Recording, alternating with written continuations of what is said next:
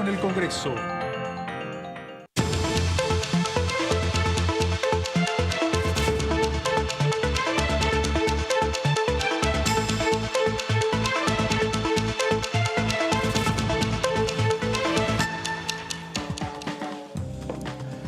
¿Cómo les va? Muy buenas tardes. Esto es el análisis. Estamos comenzando con mis compañeras y compañeros.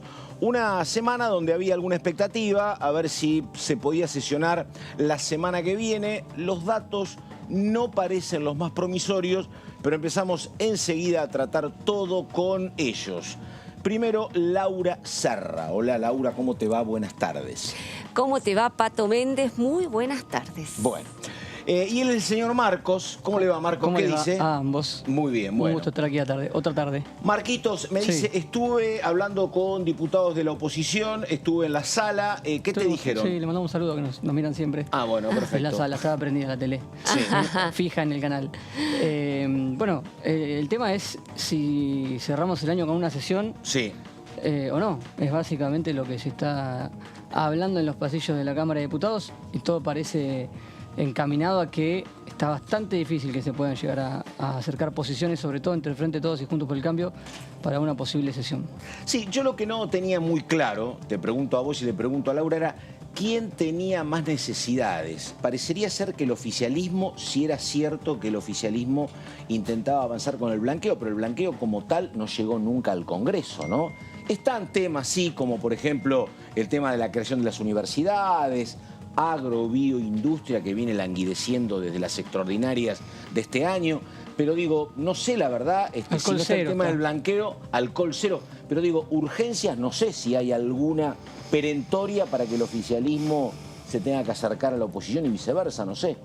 A ver, yo creo que más allá de las urgencias perentorias, que coincido con vos, no veo que haya alguna que le quite el sueño a nadie en el oficialismo. Lo cierto es que exhibir un Congreso prácticamente inactivo sobre el final del año en un contexto de enfrentamiento tan voraz entre los dos principales bloques, y es una mancha complicada, ¿no? Es una imagen que no está bueno exhibir, porque justamente tanto el oficialismo como la oposición, y en esto pongo a todos los bloques, están en el mismo barro, se embarran en el mismo lodo. Entonces da la impresión de que si bien no hay temas urgentísimos, como por ejemplo pudo haber sido en su momento el acuerdo con el Fondo Monetario Internacional, y el presupuesto nacional, etcétera, no está bueno que el Congreso cierre sus puertas o termine el año parlamentario con este altísimo nivel de conflicto que hay. Coincidimos. Bueno, a ver, presentación, y estamos con la primera nota de esta tarde. A ver.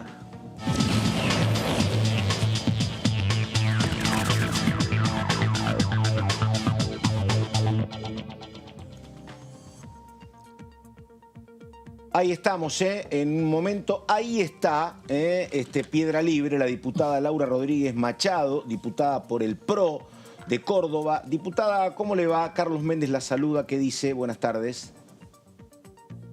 ¿Qué tal? Muy buenas tardes y muy buenas tardes a tus colegas. Bueno, sí, ahí recién justamente hablaban Marco Giorgetti y Laura Serra.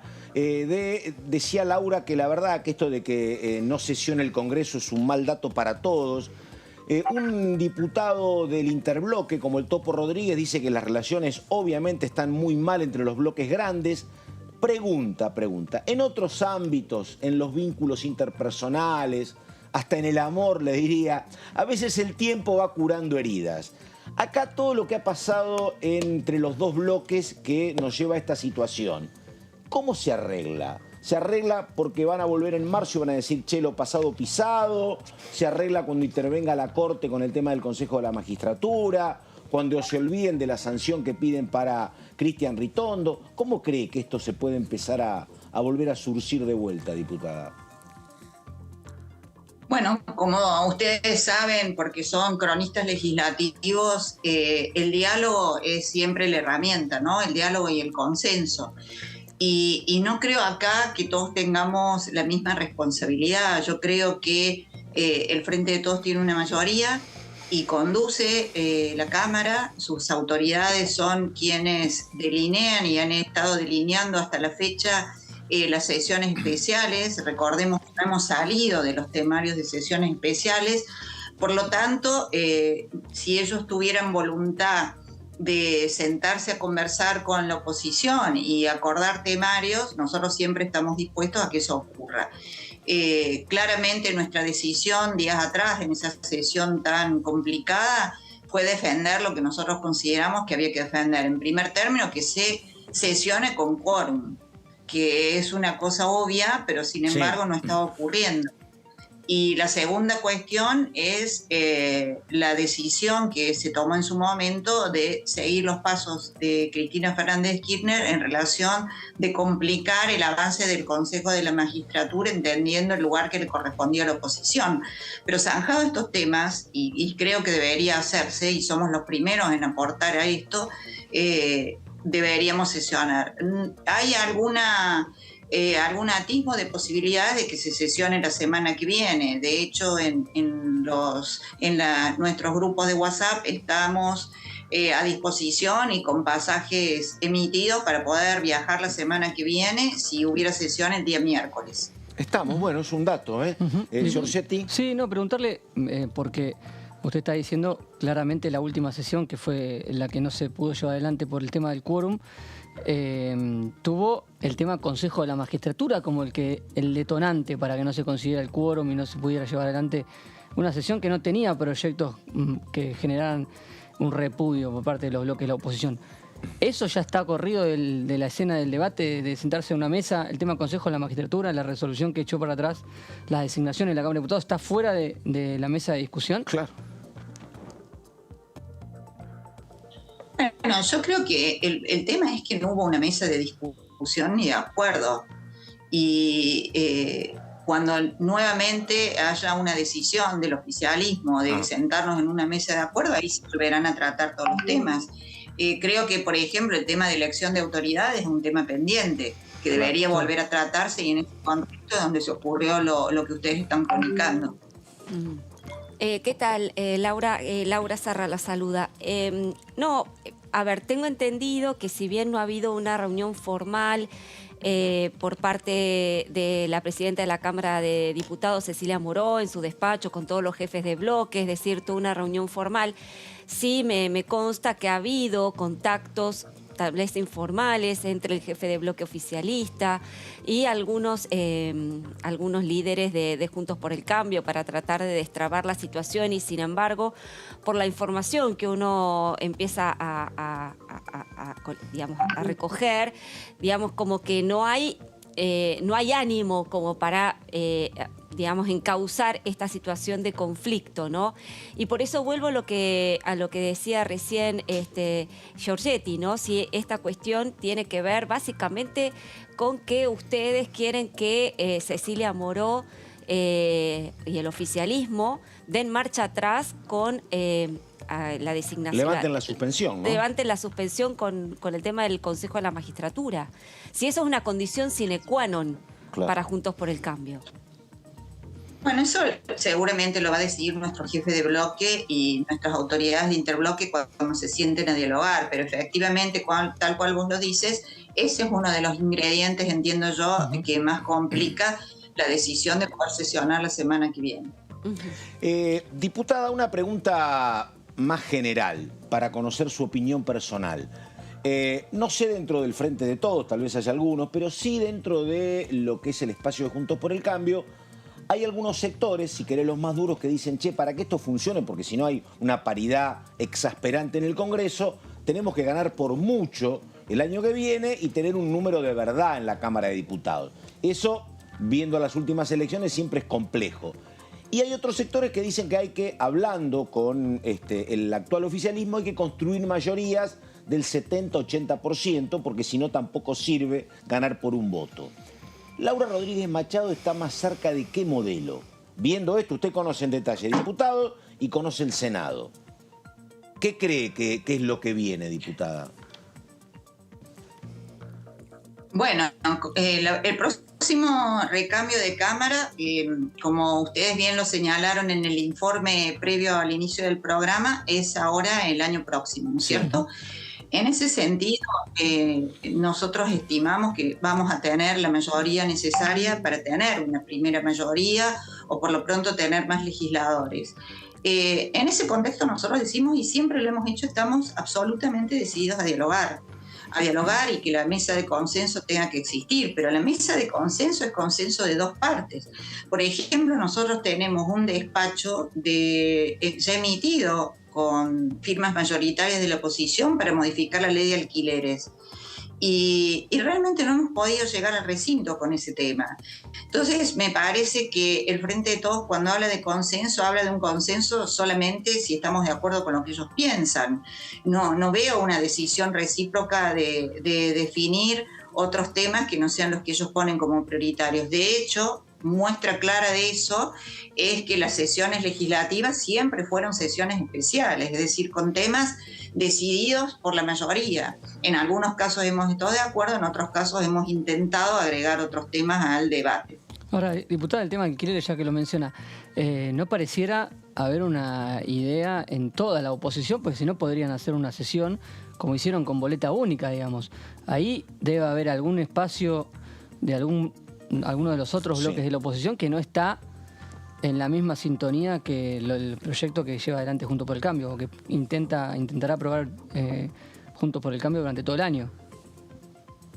Claro, pero no, efectivamente la oposición en el Congreso, en la Cámara de Diputados, básicamente no solo la constituye el interbloque de Juntos por el Cambio, sino también otros pequeños bloques que sumados constituyen esa mayoría agravada, por decirte, que compite con la mayoría del Frente de Todos.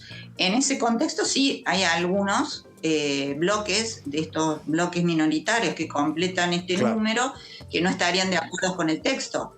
No obstante, a pesar de eso, y como no hay sesión, no podemos definir si ellos votarían o no por nuestro despacho. Diputada, preguntarle lo siguiente, porque bueno, nos estamos acercando ya al fin del año parlamentario, con ello las sesiones ordinarias que fueron prorrogadas. Y bueno, uno que tiene cierta memoria, después de tantos años aquí en la Cámara, uno observa que, a diferencia de otros años parlamentarios, sobre todo los años electorales, este año, pese a que no ha sido electoral, ha sido un año de una muy escasa producción de leyes y de trabajo en las comisiones. Insisto en este punto, es un año no electoral y por lo tanto no le cabe la justificación de que al haber elecciones habitualmente el Congreso trabaja más a media máquina. Este no es el caso. ¿Cómo analiza usted este año parlamentario? ¿Rescata algo positivo? ¿Ha sido todo negativo? ¿Qué se puede decir sobre el balance final? Bueno, en primer punto, no necesariamente la producción exagerada de leyes significa que el Congreso no esté trabajando, ¿no? Sí. Legislativamente se han aprobado leyes importantes, entre ellas el presupuesto, que este año hemos logrado un consenso para tratar el presupuesto. Se aprobó en general de común acuerdo y en particular hubo diferencias que terminaron con algunos de los artículos no aprobados en su totalidad. Quiere decir que sí ha habido trabajo legislativo.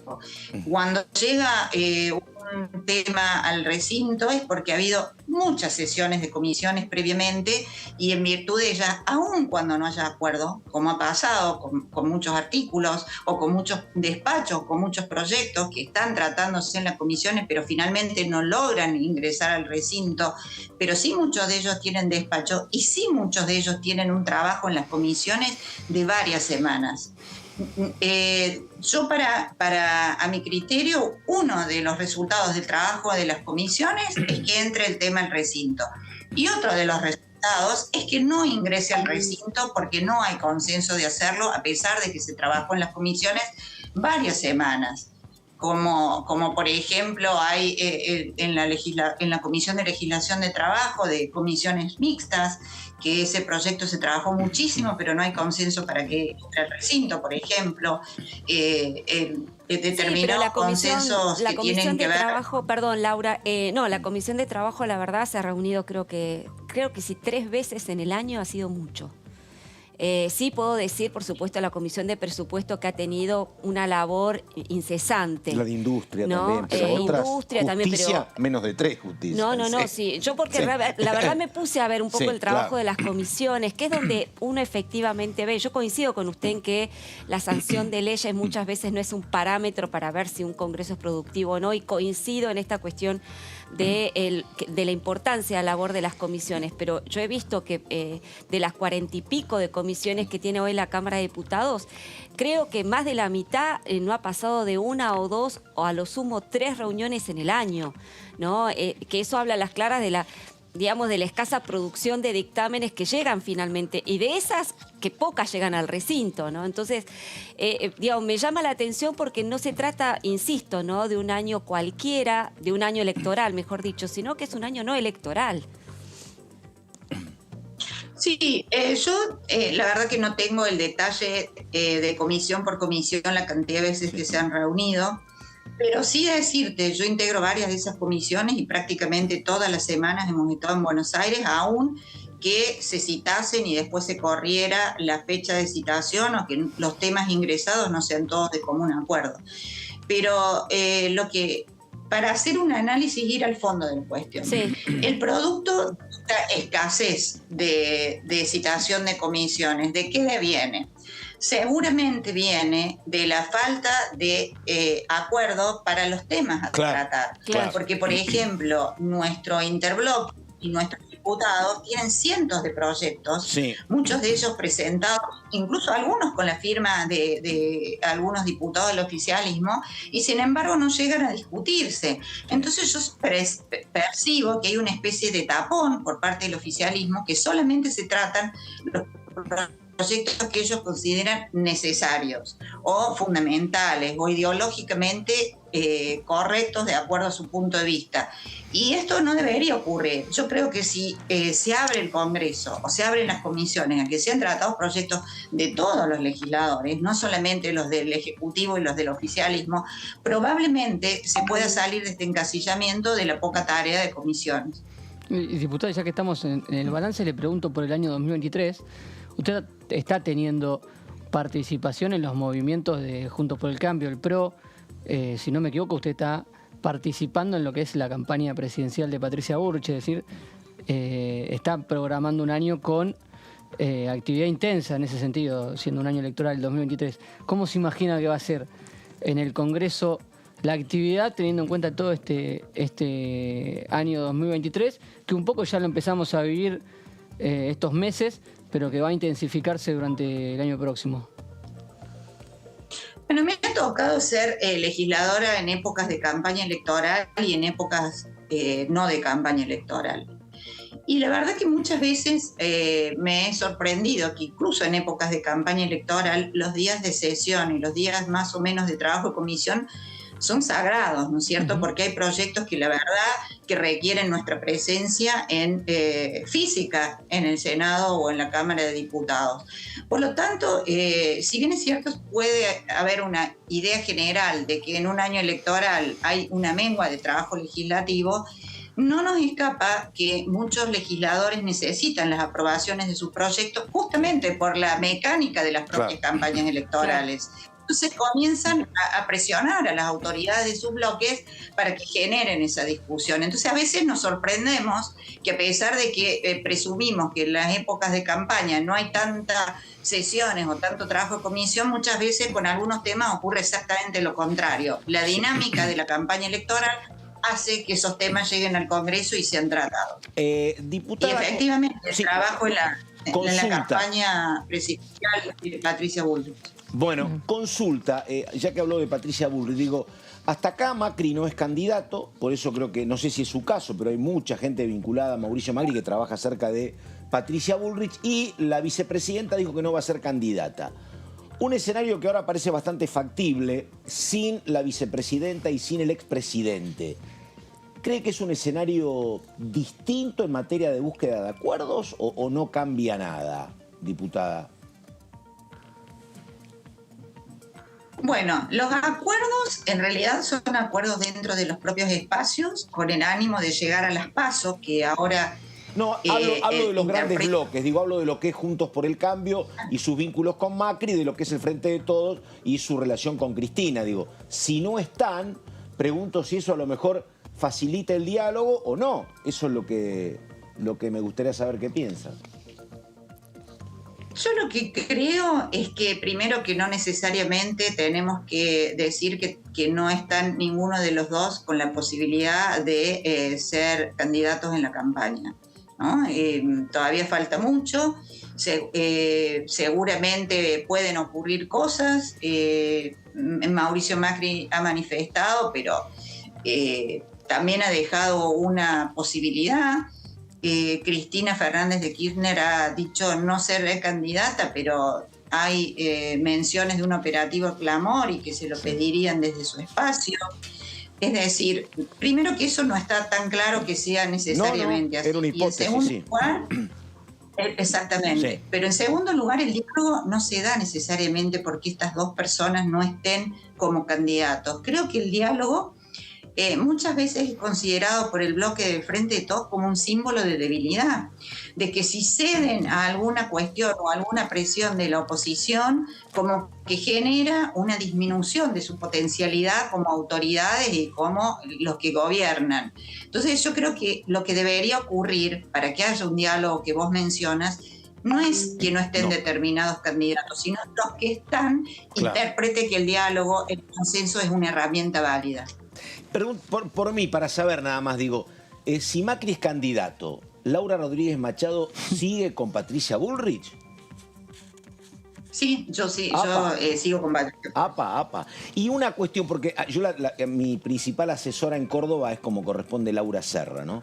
Pero hay cosas que, por ejemplo, en un momento Macri recibió a Yarlora, que presumiblemente es el heredero de Schiaretti. Y el Chino Navarro dijo que Schiaretti puede ser un buen presidente. Sí, se lo están disputando. ¿Cómo se traduce eso? Porque es complejo, diputada, a ver. Sí, yo creo que es parte de un diálogo, ¿no? El expresidente Macri siempre tuvo un buen diálogo con el gobernador Schiaretti y seguramente esa reunión ha formado parte dentro de ese marco. Ahora, Schiaretti es uno de los gobernadores que mejor imagen tiene en la Argentina. Sí. Y siempre hay un deseo de los partidos de ir atrás, ¿no? De esas buenas imágenes o de algunos candidatos para generar más votos. Pero por ahora no han pasado de ser ese tipo de anuncios o de reuniones que usted menciona. Y ya que estamos, le iba a preguntar si eso genera algún tipo de... En la interna de Córdoba, más que nada, con sus aliados radicales, porque se escuchan algunas críticas de algunos dirigentes, no tanto a nivel nacional, sino más bien en la interna de Córdoba. No, sí, ha generado, claro que ha generado una serie de situaciones, no solamente con la Unión Cívica Radical, sino también con Luis Juez, que es un precandidato a gobernador muy importante y de mucho peso en la provincia de Córdoba, y que hay reuniones pendientes para cuando Mauricio Macri regrese de Qatar. Está bien. La última, diputada, y volviendo a la cuestión legislativa, el ministro de Economía, Sergio Massa, está previendo porque todavía no sabemos nada del proyecto de ley para un nuevo blanqueo de capitales en el exterior. A priori, ¿qué le genera qué le parece esta iniciativa? Insisto, todavía no fue presentada. Pero bueno, él la inscribe en el marco de este acuerdo firmado con los Estados Unidos para el intercambio de información tributaria. Bueno, primero es, como bien dice, hay que ver el texto, ¿no? Si realmente tiene una relación directa con este acuerdo que se ha firmado para tener información tributaria de determinadas empresas. Y en segundo lugar, me sorprende que aún no haya ingresado, porque seguramente hay alguna situación, tal vez dentro de del mismo oficialismo, para que esto no ocurra, porque no tenemos conocimiento de los márgenes de ese acuerdo, porque el título por sí mismo no identifica claramente cuál sería su contenido. Perfecto. O sea, claro, lo único que hay son los títulos que hemos leído, efectivamente. Sí. Que sería un blanqueo en 3 partes, marzo, mayo y septiembre, que cuanto más rápido te inscribís, menos alícuota pagás. Sí. Pero sí, hay un delay, porque si a vos te interesa, mientras no llegue acá no se puede avanzar, efectivamente. Y aparte trascendió hoy, por lo menos lo que leí, es que el acuerdo con los Estados Para el Unidos recién va a 24. ser efectivo en 2024. Sí, que eso puede ser un tema importante, digo, eventualmente, Claro. si Juntos por el Claro. Cambio se imagina gobernando, bueno, serían 1.000 millones para ese momento, ¿no? Eventualmente, sí. Claro, claro. Habrá que ver. Y le pregunto, Habrá que ver, coincido al mismo caso. Claro. le pregunto por otro tema económico que impulsó en las últimas semanas de este año el oficialismo, que es el de la moratoria, el plan de pago que envió con media sanción del oficialismo del Senado, que en la votación del Senado, Juntos por el Cambio, tuvo muchas abstenciones, algunos votos en contra. ¿Qué opina de ese proyecto? No sé si lo estuvo siguiendo, pero está como uno de los posibles temas que pueden llegar al recinto. Sí, porque estoy en la comisión de presupuesto, donde hubo reuniones y participé en las comisiones de previsión social. Primero, que no es una moratoria, Claro. ese proyecto. Ese proyecto es una autorización para que cualquier argentino que no tenga una jubilación pueda ingresar al sistema jubilatorio, es decir, a tener una jubilación del ANSES. Una moratoria es cuando a un ciudadano o a una persona que vino generando una serie de aportes o de años de servicio, le faltan algo de aportes o le falta años de servicio para llegar a la cantidad de años de servicio o para llegar a la edad. Entonces, frente a una circunstancia donde no ha podido, porque faltan algunos meses, o algunos años, perdón, o alguna edad, se produce una especie de moratoria donde eso se compensa. En este caso, ese texto no es así. En este caso, cualquier ciudadano argentino que no tenga una jubilación, lo que hace es comprar esa jubilación. ¿Cómo la compra? Pide la jubilación demostrando que no la tiene, se le otorga esa jubilación y se le descuenta de esa propia jubilación el equivalente a años de servicio o a edad que requiere. Quiere decir que es el mismo Estado el que paga que esa persona ingrese al ANSES. No requiere un aporte del particular. Estamos directamente generando un corte o una relación absolutamente inequitativa con lo que es una moratoria. No es una moratoria, es volar por los aires el ANSES definitivamente. Bueno, contundente, volar por el aire el ANSES, título de la diputada Laura Rodríguez Machado. Diputada, muchas gracias, buenas tardes y hasta cualquier momento. De nada, Chau. buenas tardes y probablemente hasta la semana que viene. Epa, Ojalá, bueno, ojalá. Muy bien, chau. Bueno, ¿Tiene ahí estamos. más entusiasmo que el propio oficialismo? ¿Tiene ganas, tiene entusiasmo o tiene alguna info? Y no sé, Me parece- hasta Nos dejó ahora... un poco Sí. nos dejó Sí. calibrados a nosotros. Me parece que debe haber algo, ¿no? Me parece, ¿no? Que sí, Hasta porque si no anoche te estaba dice- todo roto. te Claro. digo. Y gente que ha participado de las reuniones, que no pertenece a ninguno de los dos bloques grandes, Sí. dijo lo mismo que vos. Sí.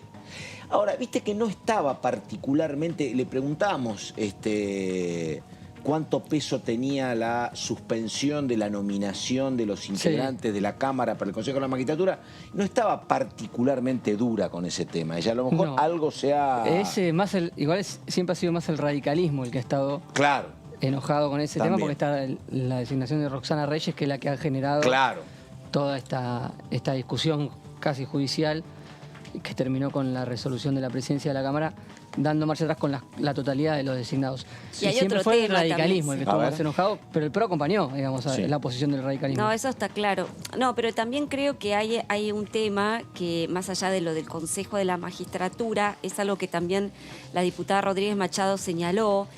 que es la cuestión de las sesiones especiales siempre con agenda de temas del oficialismo, ¿no? No hay, al parecer, o por lo menos lo que hemos visto en las últimas sesiones, concesiones de temas que también pudieran ser relevantes para la oposición, ¿no? Entonces, han buscado, por ejemplo, con alguna parte, hablo de Evolución, han buscado, te doy 2 universidades, y eran los primeros que se sentaban, los de Evolución, ¿no? Está bien, pero... pero sí, a nivel de acuerdo, Pero más allá de eso, o sea, uno puede estar de acuerdo en determinados temas, qué sé yo, temas de salud, temas de educación, etcétera. Pero no se le concedió hasta ahora a la oposición el tratamiento y el debate de proyectos que son de la oposición, digamos, que son impulsados por la oposición. Nunca hubo un debate, un planteo, a ver, che, te doy boleta única, pero vos dame algún avance en la reforma judicial. Uno grueso, así no hubo, No, y estamos hablando de temas que son muy conflictivos, pero por ejemplo, un tema que lo plantea mucho el Interbloque Federal de promoción fiscal para las pymes. ¿Me entendés? O el famoso tema de, cambios en tiene que ver con el biocombustible. Exacto, biocombustibles. Que vos decís, bueno, a ver, por lo menos discutirlo en la comisión. Pero ni siquiera eso. Entonces, cuando vos ves que... No podés tener mentalidad de escribanía con 118 votos. Bueno, a ver, exactamente. La cuestión es esa, ¿no? Entonces es como que genera también cierto enojo, porque la oposición dice, ¿para qué vamos a estar nosotros llevados a la rastra a una sesión? Está bien, son temas que son consensuados, pero nunca hay en la agenda un tema propio de la oposición, ¿no? Que se pueda avanzar y que se pueda discutir. Hasta ahora toda la agenda ronda de alrededor de los proyectos del oficialismo, y eso es lo que también genera malestar. Bueno, pero lleva una pista, ¿no? Laura Rodríguez Machado, con el tema de alquileres, que es un proyecto que por lo menos el PRO quieren instalarlo. Lo que pasa en una posible sesión. Perdóname, durante todo el año lo quisieron instalar y nunca pudieron. Una posición de máxima en parte del sector del PRO que decía, lo que queremos directamente no es una ley nueva, queremos derogar la que está, y por eso tampoco impulsamos un tratamiento. Recordá que cedieron y dejaron los plazos en 3 meses. Y esos 3 meses a su vez terminaron alejando algunos votos de los interbloques federales, tanto del Interbloque Federal como de Provincias Unidas, que estaba Agustín Domingo, que era uno de los articuladores del proyecto de acuerdo. Hay que ver si hay alguna posibilidad de que ese acuerdo entre el bloque de la oposición, que sacaron boleta única, puedan tener algún dictamen o algún articulado para votar, juntar la mayoría necesaria. Y capaz el Frente de Todos deja que ingrese al temario ese proyecto, da el quórum y se enfrenta a la posibilidad de perder el recinto. Es que el oficialismo no quiere dar ese escenario para la discusión. Entonces estamos en un problema. ¿Por qué? Porque las fuerzas que hoy integran el medio, digamos, el medio de las dos grandes coaliciones, tampoco quieren subirse al carro de uno o de otro. No. Es decir, no quieren hacer sesiones en las cuales ellos aparezcan o pegados al oficialismo dándole quórum, o pegados a Juntos por el Cambio dándole el quórum. Lo que pretenden, y creo que es lo lógico, Pato, no me metan en el medio. No, es armar una sesión que sea consensuada, con todos adentro, y una sesión ordinaria. Que es esta la cuestión de las sesiones especiales. Yo recuerdo ordinaria cuando este año hubo. No sé cuánto hace que no hay una ordinaria. Exactamente. Hace mucho tiempo que no hay una ordinaria. Entonces, siempre los temas los plantea el oficialismo, y la oposición termina siendo, de alguna manera, el convidado de piedra en todas estas... y esto generó cierto hartazgo. Por eso que me parece que lo del Consejo de la Magistratura es un ingrediente, pero que se suma a otros que estaban subyacentes. Ahí estamos. Vamos con la diputada por la provincia de Río Negro, Frente de Todos, la diputada Landricini. Recién era durísima Laura Rodríguez Machado con el tema de algo que ella no llama moratoria. Esto es hacer estallar por el aire, dijo el ANSES. Landricini, a ver. Las conversaciones con lo que se llaman los bloques del medio son permanentes, están conformados por representantes de distintas provincias con preocupaciones vinculadas directamente a cada territorio, a las necesidades del sector productivo, de sectores sociales, de los presupuestos provinciales. En este caso tenemos en tratamiento y con dictamen la moratoria previsional que beneficia a cerca de 1 millón de argentinos y argentinas, que van a hacer el pago de sus aportes según los años que le faltan de los aportes de sus trabajos a lo largo de su trayectoria laboral, y que deben completarlos para poder acceder al beneficio jubilatorio al llegar a la edad correspondiente. Ese es un tema central que nosotros queremos tratar para garantizarle un mejor futuro y una certidumbre a cerca de 1 millón de argentinos y argentinas que han trabajado a lo largo de su vida activa y que tienen déficit en el número de años aportados.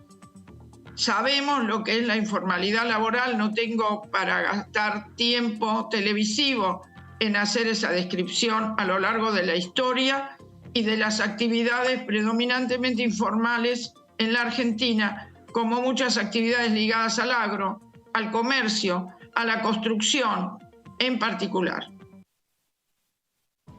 Bueno, es un temazo el tema previsional, no digo ninguna novedad, porque el tema es que es un sistema solidario, está la plata de todos nosotros. Entonces, por un lado, ¿qué es lo que dice Landricini? ¿Qué es lo que te dice el gobierno? Mira, si yo no arreglo este tema, después lo voy a tener que asistir a la persona, al hombre o la mujer que hoy no se puede acoger a este sistema de otra manera porque no lo puedo dejar sin nada. Sí. Entonces, esta es una manera de incluirlo. Es entendible, sí, como Estado que mira lo que es pasando con gente que está para jubilarse y no tiene los fondos necesarios. Ahora, lo que dice Laura Rodríguez Machado es como muy preocupante, porque dice, está estallando el sistema. Y la verdad que sí es un fondo solidario donde todos ponemos, no es que uno se puede salvar, yo puse mucho y estoy resguardado. Si el sistema cruje, cruje el ingreso de todos, que ya está crujiendo hace rato. Porque con 44.000 pesos de mínima, hace rato que es como insostenible. O se suma el déficit del Estado. Claro. Que es lo que viene pasando. Claro, después lo tenemos para repasar en placas, pero un poco Heller le daba la razón a la oposición en el último debate de comisión, cuando se firmó el dictamen, diciendo, sí, esto es un parche, esto es una solución, pero hasta que no haya una solución de fondo tenemos que dar además, una solución rápida a los que se están por jubilar. Es un tema porque este gobierno, e incluso el de Mauricio Macri con la reparación histórica, acordate, han sostenido, el de Macri la mejoró un poquito y la sostiene contra viento y marea con estos bolsos y bonos y demás. El tema de la mínima la sostienen, ¿por qué? Porque son 44 o 45 mil pesos y es el 70% de los jubilados. Pero ojo, que hay otros millones que cobran 150, 160, y ese sector pierde gradualmente todos los años, porque los ajustes son ahí. A los que no le llegan los bonos, ¿no? Exactamente, no se te nota, repito, a lo mejor no se nota tanto, porque tenés un ingreso un poco más digno y en muchos lugares tenés jubilaciones de 300, 400 mil pesos, que repito, son el 30% del total, pero ese 30% no está a salvaguardia de la inflación, como sí ha pasado en los últimos años. Bueno, faltaría más que los que cobran la mínima encima vean deteriorado su ingreso. Sí, ha sido la estrategia del primer momento achatar, ¿no? Total, achatar para los otros, claro. Desde arriba totalmente, claro, efectivamente. Bueno, a ver, Hugo Yasky dice lo siguiente. La idea era poder sesionar. Hay varios temas que se tendrían que haber tratado y resuelto. Lamentablemente tenemos un bloqueo en este momento de parte de la oposición. Esperamos que se pueda resolver y recuperar el tiempo que se está perdiendo. En este momento estamos viviendo una situación que es motivo de preocupación para quienes queremos que la democracia y el Estado de Derecho no sean una especie de bonsái recortado y manejado por sectores poderosos. Queremos una democracia que funcione a pleno, que garantice los derechos de los que menos tienen, que garantice que las instituciones como el Congreso puedan funcionar con independencia de otros poderes, así como no queremos que el Poder Ejecutivo interceda en la vida del Congreso, tampoco queremos que lo haga el Poder Judicial. Y esto lo estamos viendo en este momento. Hay un bloqueo, hay un ataque sistemático. Pensemos que la vicepresidenta, quien ejerce la presidencia del Senado, está sufriendo un ataque sistemático de parte de un sector del Poder Judicial alineado con ese círculo rojo de poderosos que no quieren que en la Argentina haya políticas que tengan en cuenta los intereses de los que menos tienen. Bueno, es un temazo que plantea Yasky, porque está bueno hablar en algún momento con él. Si uno repasa el historial de todos los diputados del Frente de Todos, no digo que es el único, pero es uno de los hombres, me parece, más golpeados y afectados por esta decisión política de Cristina Fernández de decir yo no soy candidato a nada, ¿no? Sí. Porque, bueno, era uno de los representantes más cercanos. Digo, está la Cámpora, está Máximo Kirchner, están todos estos diputados, sí. Pero la verdad que para un hombre como Yasky, que Cristina te diga no soy candidata a nada y hay que volver a barajar y dar de nuevo, es un tema muy complicado. Pero la Cámpora tiene sus candidatos propios. Claro. Tiene sus exactamente. representantes en distintos ejecutivos provinciales y en el buen sentido de la palabra es una orga, son muchos, efectivamente, con desarrollo nacional. Yasky es CTA, pero me parece que, bueno, es un tema. Sí, pero concretamente, digamos, la Cámpora es fuerte solamente en provincia de Buenos Aires. Yo en las provincias no veo ningún camporista. Tienen como plan B, bueno, nos vamos a los lugares donde estamos. Bueno, eso que decís vos es muy interesante, porque habrá que ver ahora. Y hasta ahí nomás, digo. No, por eso, habrá que ver ahora, porque digo, a través del peso específico que, si querés, traspasaba la figura de Máximo y llegaba a la de Cristina, la Cámpora tiene, obviamente, intendentes en la provincia de Buenos Aires, pero tiene mucho diputado de provincias, digo, lo tiene a Clery en Santa Fe, está la diputada Ucera, por ejemplo, en Mendoza, y senadores. En Corrientes, digo. Pero lo que pasa es que habrá que ver ahora, ¿me entendés? Porque esto era, bueno, cuando negociábamos en nombre de la vicepresidenta y los nombres que proponían eran los de la Cámpora y Cristina iban en el mismo vagón.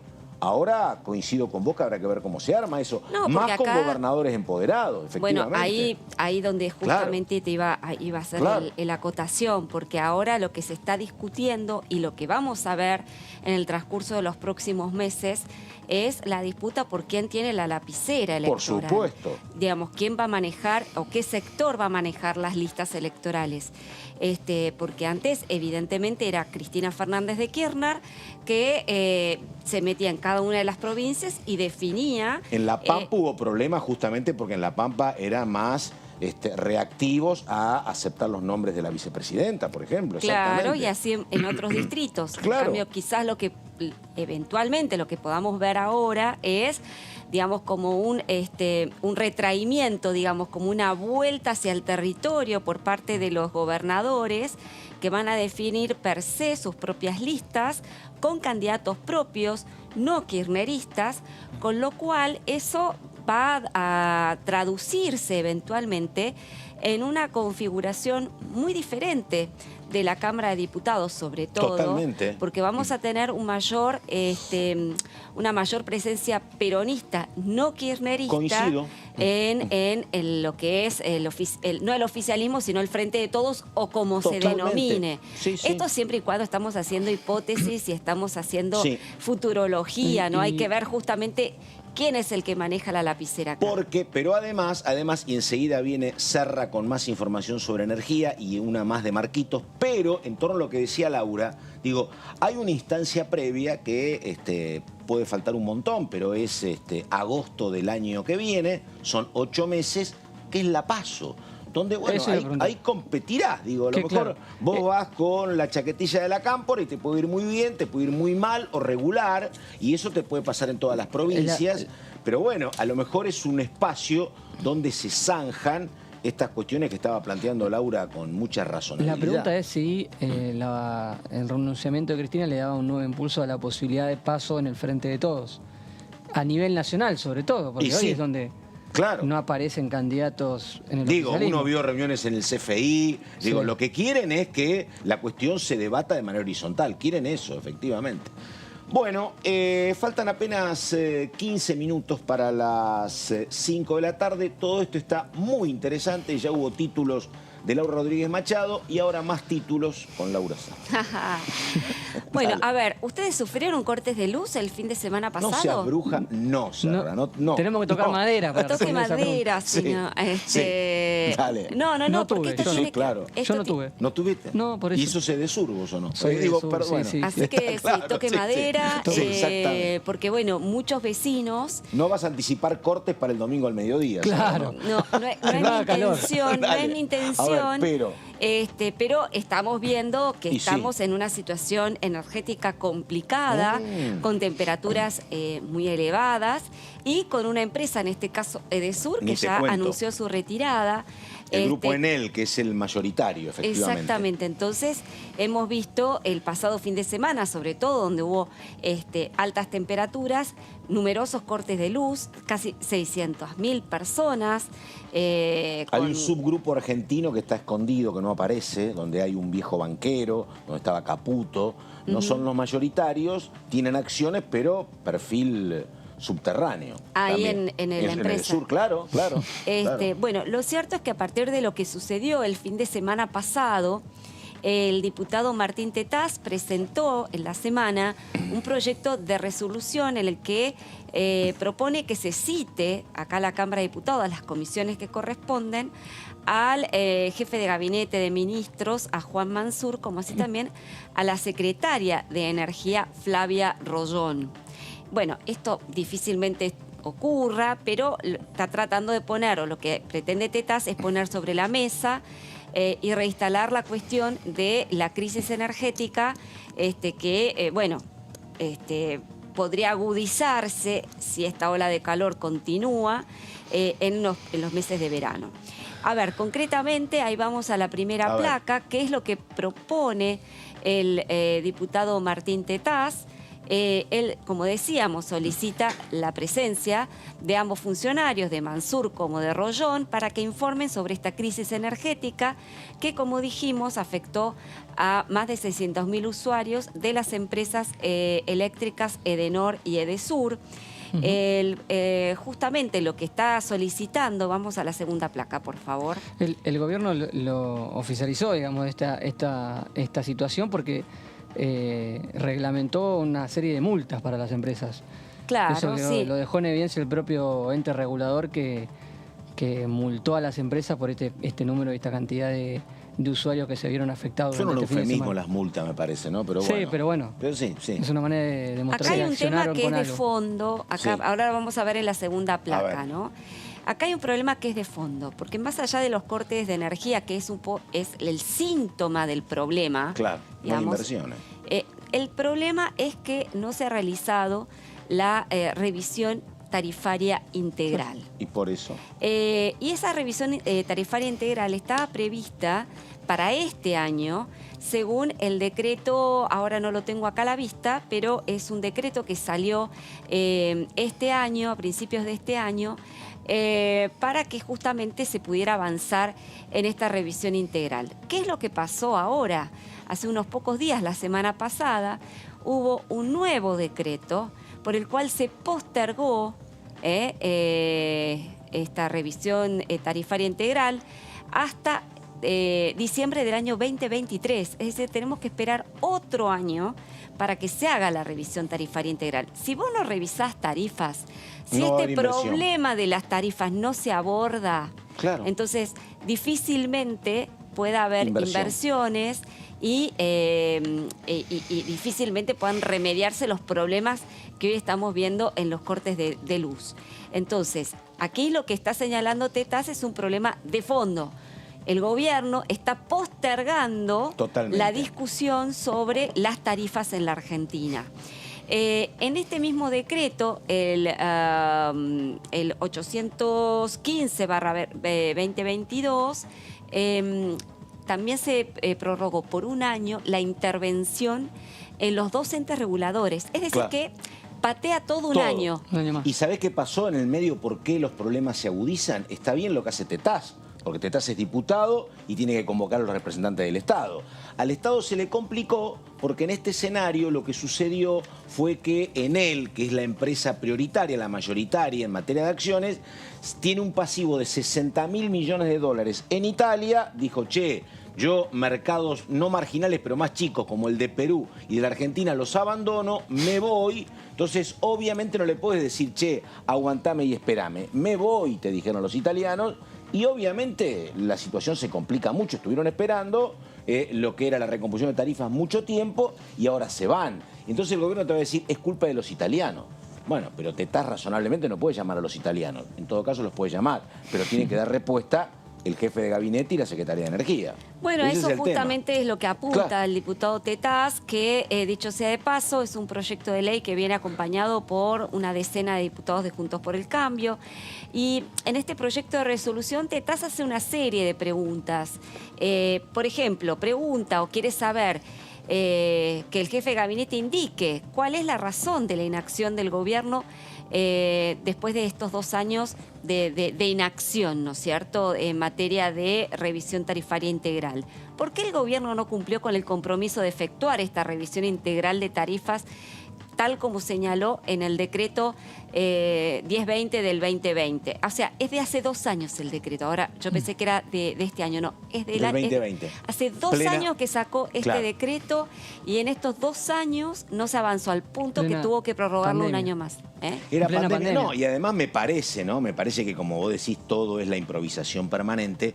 El tema es que si vos ahora actualizás tarifas, está cantado que la actualización de tarifas va a ir a precios. Exactamente. Y si vos decís, che, trato de hacer todo lo posible para no llegar al 100% y para tener alguna ilusión en el 2023, la inflación tiene que bajar al 3-4% mensual. Bueno, hoy Si aumento tarifas, se acaba me de dispara salir todo. el número, ¿no? Me parece, ¿no? Digo, pequeña herencia para el que viene también, ¿no? Claro. Bueno, hay que ver Claro. también, porque el gobierno que viene, sea oficialista Cualquiera, claro. o de la oposición, va a tener que tomar cartas en el asunto respecto de las tarifas. Y bueno, estaría bueno que por lo menos empezara a hacer ahora. Pero Ahora, hubo alguna pequeña actualización, me parece. Que a mí, Sí, la verdad, lo tarifas, personal sí. no me tocó, pero la verdad me toca muy poco. Digo, siempre, yo sigo pagando poco, pero hubo alguna actualización. sí, Lo que por pasa, segmentación de Claro, tarifas, claro. etcétera, sí, hubo alguna actualización, hubo audiencias públicas, pero acá, bueno, hay que discutir el fondo del asunto y tratarlo de una manera más integral. Y es por esa razón que Tetaz lo que está pidiendo es que expliquen cuál es el papel que hoy está teniendo los entes reguladores en el tema de las tarifas, y por qué el ENRE, que es el ente regulador de energía eléctrica, citó recién para audiencia pública el 23 de enero. ¿No? O sea que estamos bueno, tiene todos... que pasar Reyes, el regalo. Exactamente. Sí. ¿A 23 de enero eso? Claro. Sí, eso va a ser la audiencia No, además, pública. ¿sabés qué pasa esto? Todo se agrava con los cortes. Sí, y va a ser un Porque, ¿me verano entendés? muy duro. Sin dicen. corte vos decís lo voy pateando. Pero con corte es un clima de inestabilidad enorme con corte. Y bueno, justamente lo que pregunta Tetaz es ¿qué razón, cuál es la razón de estos cortes de energía que se han sucedido este fin de semana? ¿Por qué se vieron afectados más de 600.000 usuarios? Se han identificado, por ejemplo, las razones de estos cortes de energía. Esto tiene que ver, por ejemplo, se pregunta con la falta de esta revisión integral del sistema. Digo, trata de enlazar el problema, o sea, el síntoma, con la causa, ¿no es cierto? Es prender velas, la verdad, es Y prender sí. velas. Sí, sí. Y también, bueno, por último, lo que está solicitando el gobernador Tetaz, el diputado Tetaz. No quiere ser del- candidato a gobernador, no lo Sí, vi, de la ¿no? provincia de Buenos De la Aires. Ah, sí, provincia. quiere ser Sí, sí, candidato. Sí, el sector de evolución lo quiere instalar como candidato. Sí.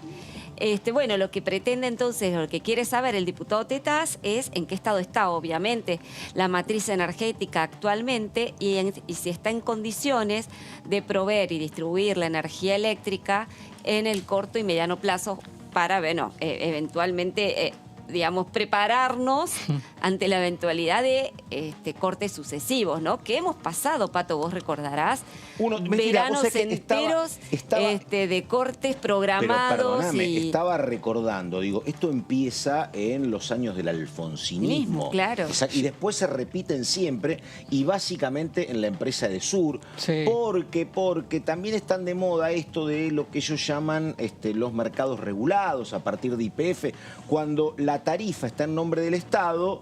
Bueno, lo que se trata es de tener a cargo de esas empresas grandes empresarios o medianos, generalmente grandes, vinculados o con algún enganche con el Estado, para que sepan cuándo va a haber aumento de tarifas, o si no, para que sigan pateando la pelota para adelante hasta que en algún momento cambie. Claro. Pero claro, ¿viste? En algún momento, bueno, o si no, ¿cómo hace ese empresario para hacer lobby con el Estado para que el Estado te dé un aumento de tarifas?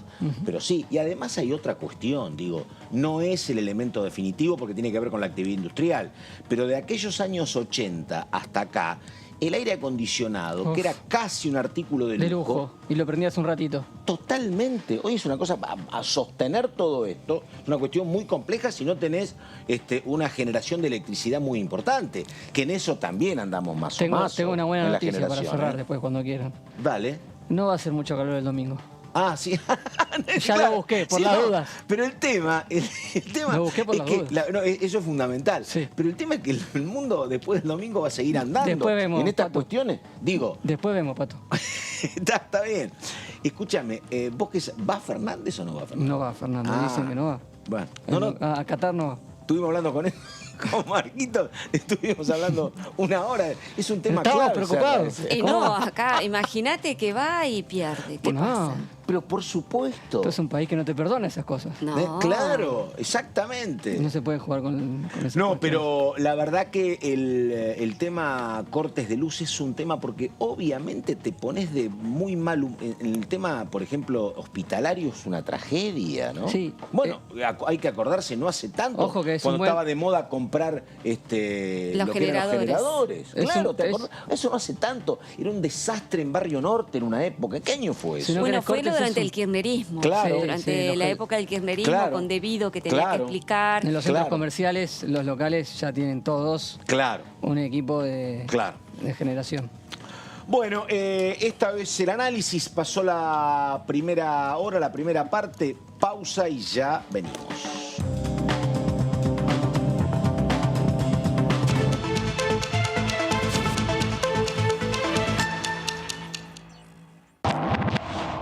¿Cómo les va? Muy buenos días. Hola, ¿cómo va? Hola, ¿cómo les va? Bienvenidos a DTV, a la segunda edición.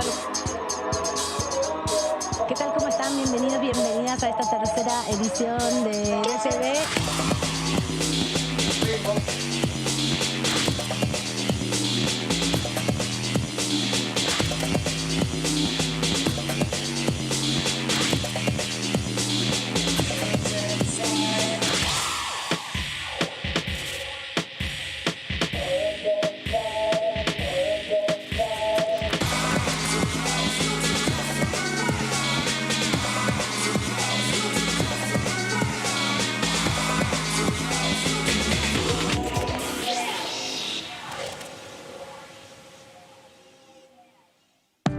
Cuidemos la energía, la de los que preparan el mate, la de los que estudian y la de los que cocinan para toda una familia. El uso responsable de los recursos no solo es clave para cuidar el ambiente, sino también para el crecimiento sostenido del país. Necesitamos el compromiso de toda la sociedad. Entrá en argentina.gov.ar y descubrí consejos simples, pero muy importantes para cuidar la energía de todas y todos. Cuidemos nuestros recursos. Cuidemos nuestro país. Argentina Presidencia.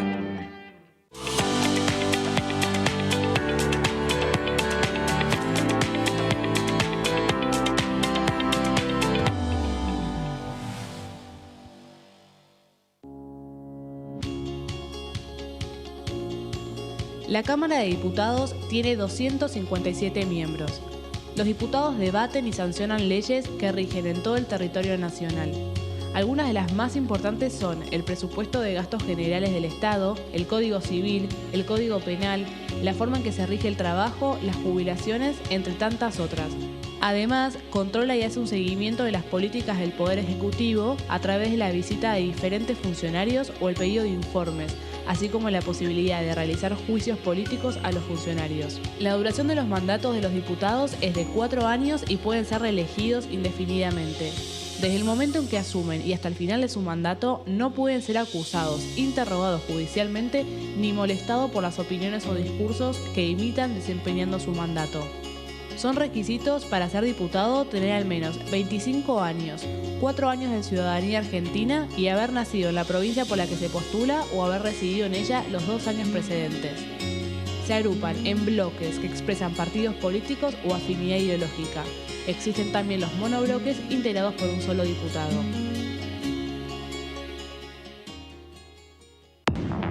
¿Cómo andan? Bienvenidos, bienvenidas a esta tercera edición. Por eso nosotros defendemos muy fuertemente la creación de estas universidades que sin ninguna duda implican un cambio contundente para las comunidades a las que está destinada y sin dudas amerita que la podamos tratar. Son 9 universidades.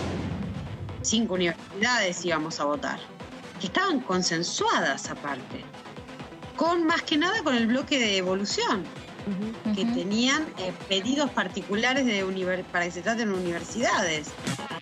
DTV, tercera edición, de lunes a viernes. Vacuna antigripal anual 2022. Si formás parte de los grupos de riesgo, personas de 65 años o más, personal de salud, embarazadas y puérperas, niñas y niños de 6 a 24 meses, personas de 2 a 64 años con inmunocompromiso o enfermedades crónicas, respiratorias, cardíacas, diabetes. Es fundamental que recibas ahora esta vacuna para prevenir las formas graves de gripe. La aplicación es gratuita en todo el país. Y recordá que podés dártela junto a cualquier otra vacuna. Vacunate. Es bueno para vos. Es bueno para todas y todos. Infórmate más en argentina.gov.ar/vacunas. Argentina te cuida. Ministerio de Salud. Argentina Presidencia.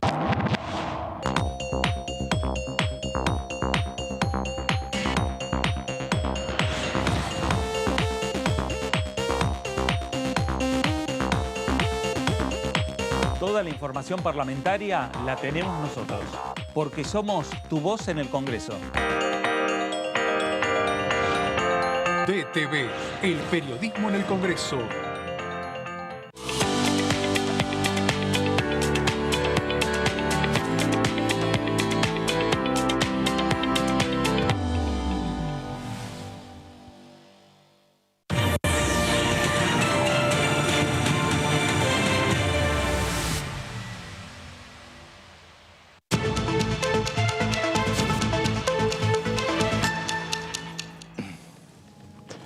Bueno, estamos en el análisis, estamos en la segunda parte y llegó Luciana, que Luciana tiene una extensa información sobre qué temas, Luciana.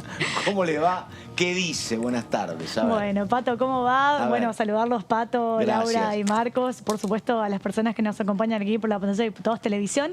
Esta es una columna que la hacemos semanalmente, sí, en la cual tratamos de explicar y contarle un poco a la gente cuál es el funcionamiento de las comisiones. La semana pasada estuvimos hablando de la Comisión de Asuntos Constitucionales, explicando por qué ciertos proyectos tienen que pasar por ese tipo de comisión y por qué no pasan por otro tipo de comisiones, para que se entienda un poco, porque hay algunas por ahí, como por ejemplo la Comisión de Salud, de Trabajo, que se entiende que la temática, si el proyecto de ley trata una ley laboral, tiene que pasar por la Comisión de Trabajo, si es una ley que trata temas de salud, por la Comisión de Salud, pero hay otras, por ejemplo, la que vamos a hablar en el día de hoy, que es la de legislación general. Clave, ¿Qué es legislación general? Bueno, ¿no? la más importante. Claro. Una de las más importantes. Y es una de las que abarca más más proyectos, ¿no? Porque también hay que explicar que las comisiones, los proyectos no necesariamente tienen que pasar por una sola comisión, a veces pasan por varias comisiones para poder tener el dictamen. Pero en principio, y lo fundamental es que las comisiones lo que hacen son el filtro de todos aquellos proyectos que llegan o no al recinto. En las comisiones lo que se hace un debate entre los legisladores y también existen comisiones que son informativas. Tuvimos acá varias comisiones informativas a lo largo de todo el año, en la cual se invitan a ciertas personas de especialistas en determinados temas. Me acuerdo cuando se trató la ley de alquileres, que invitaron a todos los representantes de los distintos sectores que integran un contrato de locación. Vinieron todos los representantes de lo que son los inquilinos, de los propietarios y también de las comisiones inmobiliarias. Bueno, todos estos temas es lo que abarca y es cómo funciona una comisión y justamente para poder tener un dictamen y que el proyecto llegue al recinto. Pero vamos a meternos en el tema de hoy, en la Comisión de Legislación General. Vamos a ir explicándolo en unas placas, a ver en qué consiste el trabajo de esta comisión y quiénes son las autoridades también, ¿no? Bueno, cuando hablamos de la Comisión de Legislación General, en principio tenemos que hablar de lo que es la competencia, es decir, cuál es el órgano de funcionamiento de esa comisión, ¿no?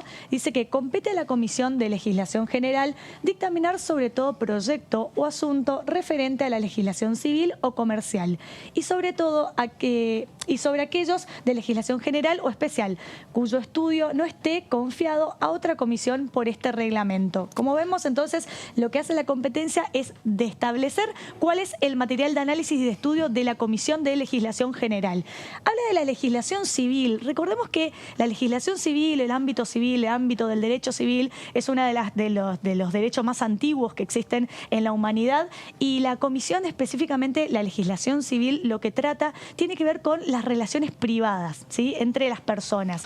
Todo lo que tenga que ver con el patrimonio, con la nacionalidad, con la documentación, con los derechos de la familia, con el tema de la herencia, de las sucesiones, de los contratos, todo esto es materia de legislación civil. Por eso, por eso alquileres, ¿no?, que era una modificación del Código Civil y Comercial. Claro. Y además materias como divorcio, materias como interrupción voluntaria del embarazo, pasan todas por legislación general, efectivamente. Herencias, sucesorios, era contratos. La que precedía Cecilia Moró, me parece, ¿no?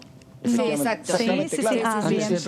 Exactamente. Que actualmente es Lucas Godoy, ¿no?, quien preside. Y también en las placas decía que otra de las competencias tiene que ver con la legislación comercial, uno de los temas que abarca la Comisión de Legislación General, y la materia comercial tiene que ver con justamente todas estas actividades que se dan en el ámbito del comercio, ¿sí? Todo aquello que tiene que ver, que regula el derecho comercial, es aquel que regula todas las relaciones entre los privados y el Estado muchas veces, y las relaciones de comercio entre sí. Recordemos que en el año 2015, por primera vez en nuestra historia argentina, se unificó el Código Civil y Comercial, porque antes existían como institutos separados. Si bien son dos ramas del derecho total y completamente distintas, porque ambas tienen un campo de estudio y de análisis distinto, sabemos que, compartían algunos institutos en común y por eso la necesidad y la decisión de unificarlos. Muchísimo, ¿te acordás todo? Le daba mucha importancia vicepresidenta, la que era presidenta en ese momento, la unificación de los códigos. Exacto, que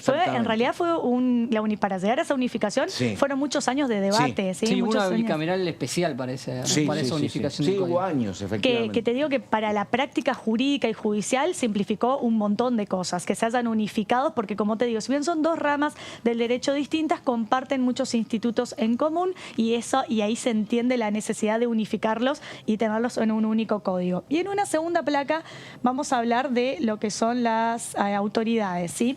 Actualmente, ¿cómo está conformada la Comisión de Legislación General? Tenemos como presidente a Godoy Lucas Javier, que es un representante del Frente de Todos por la provincia de Salta. Vicepresidente primero tenemos a Carrizo, Ana Carla, por Evolución Radical, representando lo que es la ciudad de Buenos Aires. Vicepresidente segundo a Yutrovic Carolina, Frente de Todos por lo que es la provincia de Tierra del Fuego.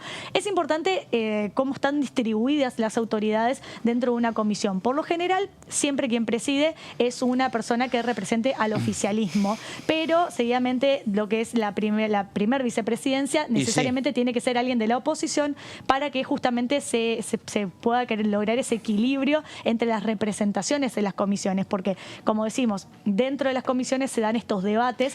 Fue el año que se demoró tanto, ¿no?, para designación de autoridades de comisiones, fue en el 2022, ¿no? Sí, legislación general fue una de las primeras porque se activó con alquileres. Claro.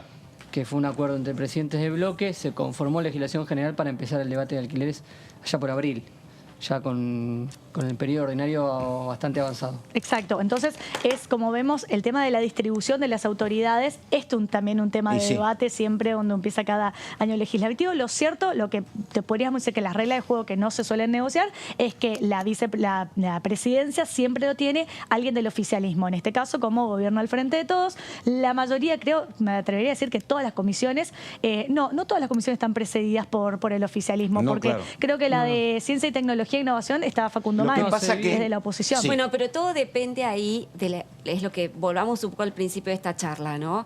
Las comisiones están jerarquizadas. Claro. Hay comisiones que son más importantes que otras por la materia a la cual se están abordando. No es lo mismo presupuesto y hacienda que economías regionales, elecciones exteriores, o economía. Es importante, claro. Entonces, hay una decena de comisiones que son, digamos, muy importantes porque hacen a la gobernabilidad, ¿no? Y entre ellas podemos incluir, además de presupuesto, a legislación general, relaciones exteriores y culto, también está incluida, está también legislación penal, asuntos constitucionales, juicio político, si bien es una comisión que nunca se reúne, pero es clave tener a un oficialista presidiendo la comisión de juicio político. Y después todas las demás sí son materia de negociación entre oficialismo y oposición a la hora de las presidencias, vicepresidencias y demás autoridades. Pero este puñado de comisiones no se discute, va para el oficialismo de turno. Y además hay otra cuestión, digo, como así también sus mayorías. Claro, ¿no? Claro. Y no es el primer año ¿no? Pero no son muchos los años, como está marcando, te diría que desde el 2015 hasta acá, donde hay tanta paridad en los dos bloques. Acá ha habido décadas donde el oficialismo menemista y el oficialismo kirchnerista tenían una notoria superioridad en la Cámara, ¿no? No había tanta paridad, y si había mucha disparidad en el número, había mucho menos derecho para lo que era la oposición para reclamar espacio. Esta pelea palmo a palmo es consecuencia de que los números son números mínimos.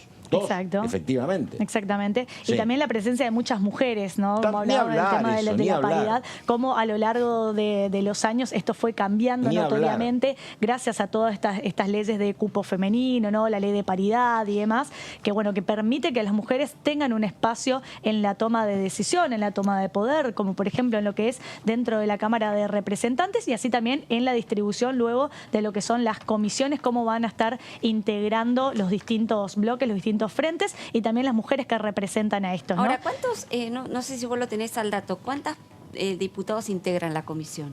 Creo que son 36 o... ¿Legislación general? Sí, creo que son, ¿no? Que es por ahí. Creo que son 36 legisladores. Va variando, de acuerdo a la comisión, va variando el número, ¿sí? Sí. Y también recordemos que existen comisiones, algunas que son unicamerales y otras que son bicamerales. También existen comisiones que son permanentes y otras que son especiales. Esta, por ejemplo, la legislación general y la de asuntos constitucionales que hablamos la semana pasada, son comisiones permanentes. Las especiales se suelen constituir para tratar un tema específico, ¿no? Se suelen constituir para ese determinado tema, luego se suelen disolver. Por lo general es el tratamiento que funciona. Ahora, comisiones permanentes, tengo entendido, son 46 comisiones permanentes. Después existen lo que son las comisiones especiales. Sí, que ahí también hay una discusión sobre la cantidad de comisiones que hay en la Cámara de Diputados, tema que nunca se pudo terminar de abordar y tratar en la Cámara Baja, porque hoy por hoy hay superposición de funciones. Porque en algún momento fue materia de negociación, bloques que pedían algo, quiero entrar a esta comisión, no hay lugar, bueno, creamos otra comisión, pasaba eso y pasa. Y sí, ¿no? Pasó seguro.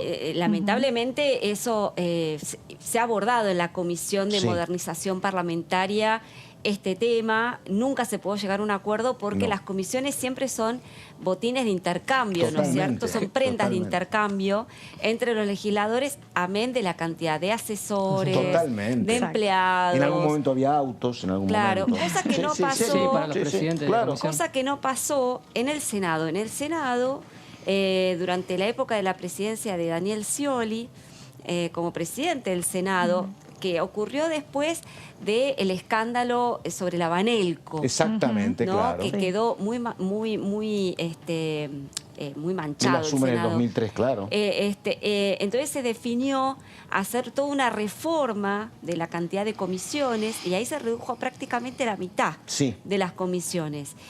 Cosa que es una asignatura pendiente que debería hacer el Congreso de la Cámara de Diputados y que por una cuestión política no lo hace. Vos hoy hablabas con Laura Rodríguez Machado, le decís, mira, yo tengo el detalle, hay muchas comisiones que no se reunieron ni una sola vez, efectivamente. A veces tenés impedimentos políticos, a veces no tenés tema, en otros casos. No, a veces que no tenés tema, muchas veces pasa que, y eso seguramente lo va a abordar Luciana en algún momento, pero los giros también son muy arbitrarios. Totalmente. Hay proyectos que tienen giro a 2 o 3 comisiones, otros tienen giro a una sola. Eso implica que ese proyecto que va girado a una sola comisión tiene mucha más chance de llegar al recinto que los otros proyectos. Vos querés que un proyecto no salga, mandalo a 5 comisiones. Exactamente. Entonces, a ver, ahí está la cuestión, ¿no? Es un tema que la Cámara de Diputados todavía no termina de resolver en cuanto a su funcionamiento interno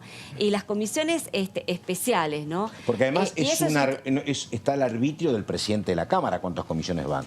No, por supuesto. Sí, totalmente. No, y hablando sobre la cuestión de las comisiones especiales, ¿no? Hay por lo menos 20 comisiones especiales, yo no las tengo todavía discriminadas. Es así que hay algunas que no se reúnen en pero años. no se reúnen La nunca. única que había hace no mucho tiempo era la bicameral de inteligencia y no había demasiadas más. Y la que se reúne bastante seguido es la de DNU, claro. la de la bicameral de niños, niñas y adolescentes. Esa es la que creo que más se reunió durante este año. Sí, pero es de seguimiento también, no trata proyectos, hace un seguimiento de la Defensoría. Hay de todo, bicamerales. Si vos te empezás a buscar bicamerales, hay de todo, hasta de seguimiento de las obras del Yacyretá, de la central. Sí, hay absolutamente muchas de todo. No están constituidas, a ese punto que no están constituidas, pero a ver, ese sería el mal menor. El problema es cuando vos tenés comisiones bicamerales muy importantes, muy relevantes y que no se reúnen y aún así tienen presupuesto y se lo gastan. Totalmente. Entonces, ahí está el problema. Entre ellos, por ejemplo, la Comisión Bicameral Permanente de Trámite Legislativo, la que revisa los DNU. Este año se reunió solo una vez. Bueno, pero esa tiene una función específica importante. Pero justamente ahí, además de, o sea, justificando eso, abonando una eso que utilización vos decís, política del oficialismo para frenarla. Y está violando la ley. Porque no solamente la ley, está violando la Constitución. Porque la ley te dice que vos tenés que, cuando llega un DNU, reunirte en un determinado plazo y sacar un dictamen en un plazo muy perentorio. Bueno, nada, ya me fui por las ramas, pero la cuestión es... interesante el tema de las pero es súper interesante. Laura, que trabaja hace muchísimos años acá, más que nadie nos puede contar específicamente... 5 años. No, nos puede contar más que nadie específicamente porque lo vivió, cómo fue la conformación y el funcionamiento de lo que son las comisiones. Así que es muy interesante las intervenciones que hace y cómo van acotando esto a esta información. A modo de legislación general, ¿qué te queda pendiente? Claro, de legislación general nos queda una placa que traté de seleccionar algunos temas para que se pueda ejemplificar de cuál es la temática que trata este tipo de comisión, ¿no? Y tenemos proyectos que dice, uno de ellos, declárese el año 2023 como año del 40º aniversario de la recuperación de la democracia. Después hay otro proyecto que habla del Código Civil y Comercial de la Nación, modificación del artículo 228 sobre firma electrónica y defensa del consumidor, ley 24.240, modificación del artículo 19 sobre modalidades de prestación de servicios. Entonces, como vemos, estos son apenas 3 ejemplos de los tipos de proyectos que trata esta comisión, por qué trata este tipo de normativa y no otro tipo de normativas, por ejemplo, laborales o de salud o de educación, porque cada una de esas temáticas tiene su comisión específica para tratar estos temas. Luciana, consulta muy importante. Carrera en la Facultad de Derecho en Misiones. ¿Materias complicadas particularmente? A mí, Civil 1, 2, 3, 4, contratos. No, ¿Qué? Derecho tributario. Mirá, sin dudas, una de las más complejas. Y ahora y en este país, ahora aprendió y te dice cómo no pagar impuestos. Ahora, Literal. Literal. Ahora ahí estamos. Ahí. Bueno, Luciana, ¿qué queda pendiente? ¿Algo? No, ya estamos con esto estamos Derecho perfectos. tributario. Bueno, gracias, Lu, hasta cualquier momento. A ustedes, por favor. Bueno, y nosotros nos vamos a meter en un tema muy sensible, como es el que tiene que ver con la salud. Ayer hubo sesión de la Comisión de Salud, tema derechos del paciente. Hay mucha data sobre la cuestión, pero primero Gustavo Bouit. Y un tema que tiene que ver con los seguros de salud en la República Argentina y para el extranjero, dice este jujeño, ex ministro de Salud de su provincia. A ver. Cuando vos vas a cualquier otro país del mundo, te piden un seguro de salud. Tal cual. ¿Por qué acá no? Hubo una, en pandemia, ¿no? Hubo una polémica en Jujuy por la atención a los hospitales. Fue antes. Sí, porque se cruzan. Se armó una polémica nacional. Sí. Donde en un principio la posición que yo había propuesto al gobernador y que el gobernador aceptó, se la quiso tratar como de racista, discriminatoria, y en realidad lo único que estábamos diciendo que el que puede pagar es que pague, para que los que no puedan pagar accedan. Y en el caso nuestro, que tenemos frontera con Bolivia, Bolivia es un país que sí puede pagar, que estaba mejor que nosotros económicamente, que no se hace cargo de su gente. Y bueno, en ese momento salió el presidente Evo Morales a decir, sí, tienen razón, vamos a hacer el acuerdo, y fue la ministra de Salud. Ah, mire usted. Y hizo el acuerdo con el doctor Rubinstein, con el ministro de Salud de ese momento. Firmamos en la Quiaca un acuerdo de reciprocidad, porque digamos, nosotros atendíamos siempre gratis y cuando cruzabas del otro lado no te atendían. Pero esto pasa en todas las provincias fronterizas. Digamos, si el hospital de Villazón en este caso no tiene la tecnología ni los recursos humanos, los partos y todo se hacen en la Quiaca, pero el proyecto que estoy hablando actualmente traza una línea, no tiene que ver con los acuerdos de reciprocidad, porque cuando vos tenés acuerdos de reciprocidad no necesitas un seguro de salud. Ahora, vos venís de cualquier lado del país y tenés un accidente y la verdad que no tenés por qué atenderte gratis. Bueno, es un tema importantísimo donde ya seguimos con la cuestión, se va a ocupar también Marcos, pero hoy me decían, para tratar de que uno entendiera, viste que hay una ANMAT, que es lo que controla lo que vos consumís en materia de alimentos. Bueno, también debería haber algún instituto, dicen, que sea un instituto de agencia de tecnología sanitaria para que uno pueda chequear o cotejar lo que están utilizando Traté de con buscar vos. un poco para conversarlo ahora, charlarlo.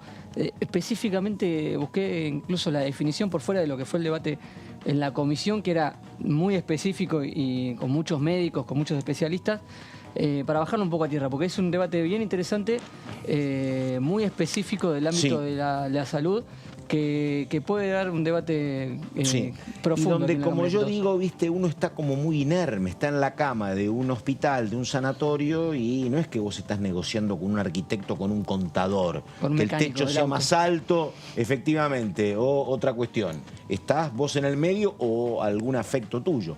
Vamos con otro testimonio, la diputada Rosana Chala, del Frente de Todos, que sobre este tema dijo lo siguiente.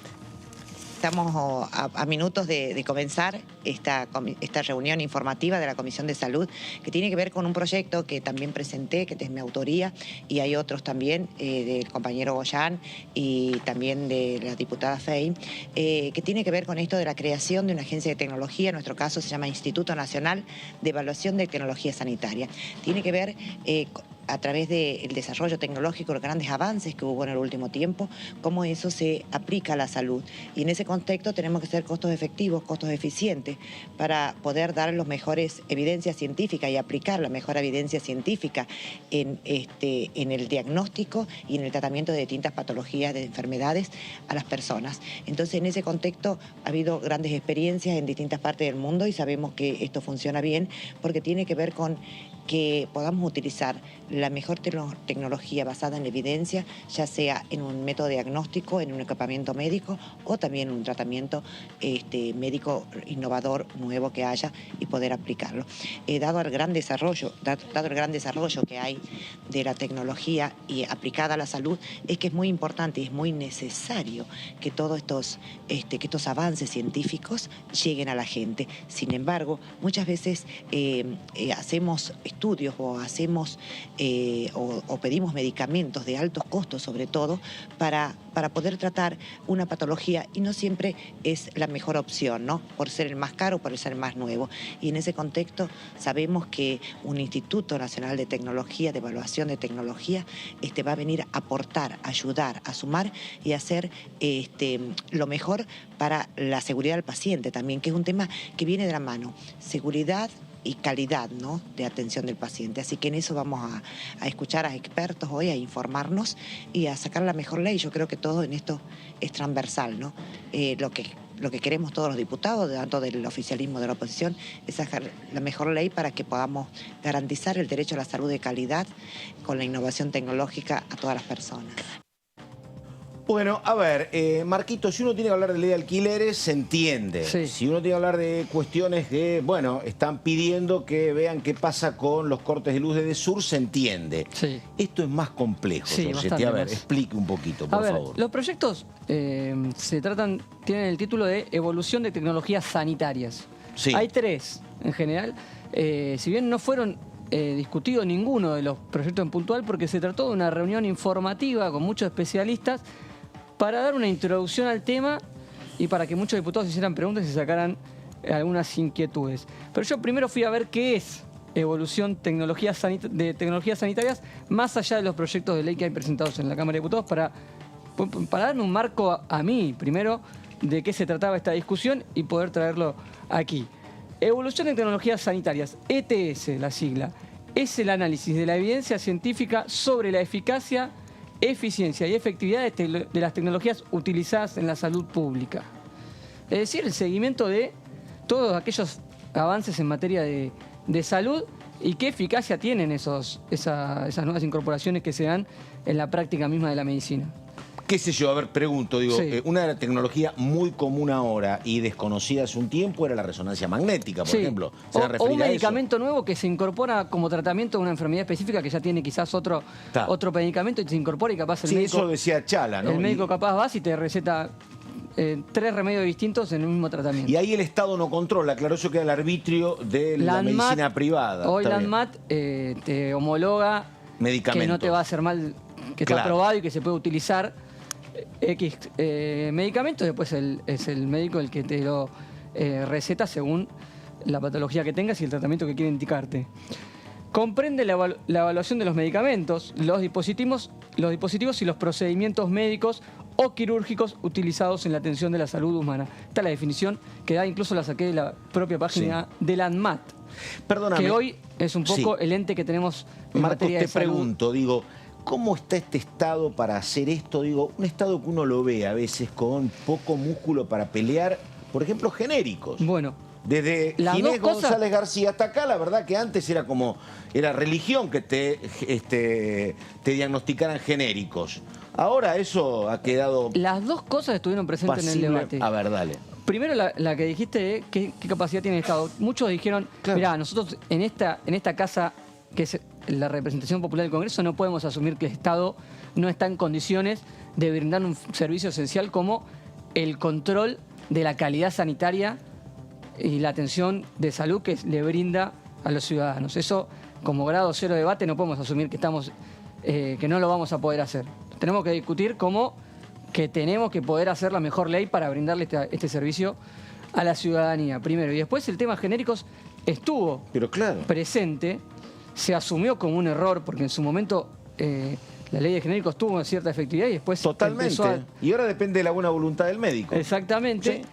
Sí. Y apuntan que esta cuestión de que pueda haber una agencia específica de evaluación de tecnologías sanitarias puede ayudar incluso a bajar el costo de los tratamientos, haciendo que no se superpongan muchos tratamientos para una misma patología. Es decir, que no te den muchos remedios para lo mismo. No te quiero complicar la vida, Marquito. Porque te estaría dando la eficacia. Sí. Digo, esto se puede, porque acá la verdad que en su momento tanto Fernán Quirós como Cristina decían lo mismo. Che, hay 3 sistemas de salud que están superpuestos. El privado, el público y las obras sociales. Todos están de acuerdo con eso, que hay demasiado gasto. ¿Por qué no unificamos? Digo, sin esa unificación, esto en el lío que es el sistema, me parece que es más trabajoso hacerlo, me parece. Hay una discusión de si se requiere una agencia de control de las tecnologías sanitarias nueva aparte, si incorporarla dentro del ANMAT, si hacer primero una reforma estructural de la salud y después avanzar en una agencia. Bueno, todo eso estuvo sobrevolando. Vamos con los primeros de los especialistas, que fue el motivo de la reunión. Esteban Lifshitz, que salió por Zoom, director científico de Iriscare, estaba desde España.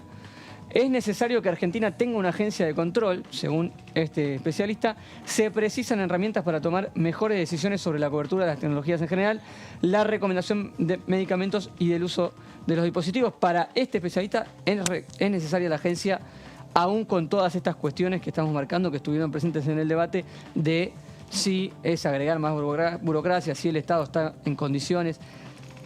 Para este especialista le recomendó a los diputados que avancen con la discusión.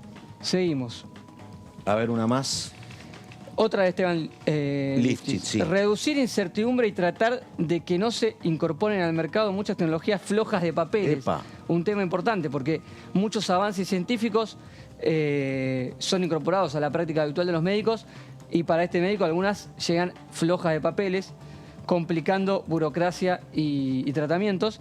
Y también que defina las enfermedades prioritarias para la salud de la aprobación. Esto es decir, que la agencia, además de decir qué tecnologías son eficientes, que diga cuáles son las enfermedades más importantes que tiene el país, para definir qué tecnologías son más importantes tener dentro del país. Perdóname, a ver si coincidís conmigo. Digo, yo lo que planteo es que dentro de la medicina vos tenés sectores que hacen un servicio público, la medicina de los hospitales, tenés la medicina de las obras sociales, pero después tenés la medicina privada, que la verdad el objetivo, no sé si es el más explícito, pero necesitan ganar plata. Ganan plata y han crecido y mucho, las más importantes.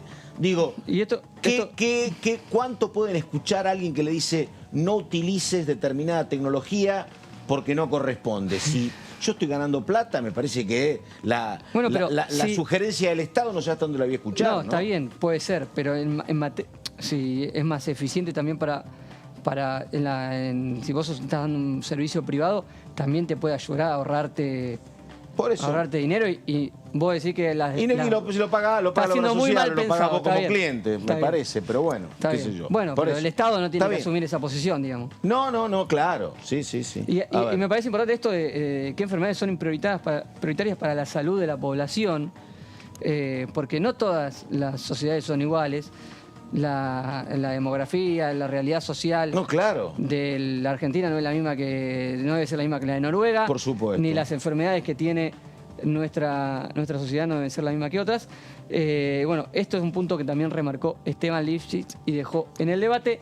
Ahora sí creo que vamos con otro de los expositores que dejaron otro punto de vista. Esto también es importante con lo que decías vos.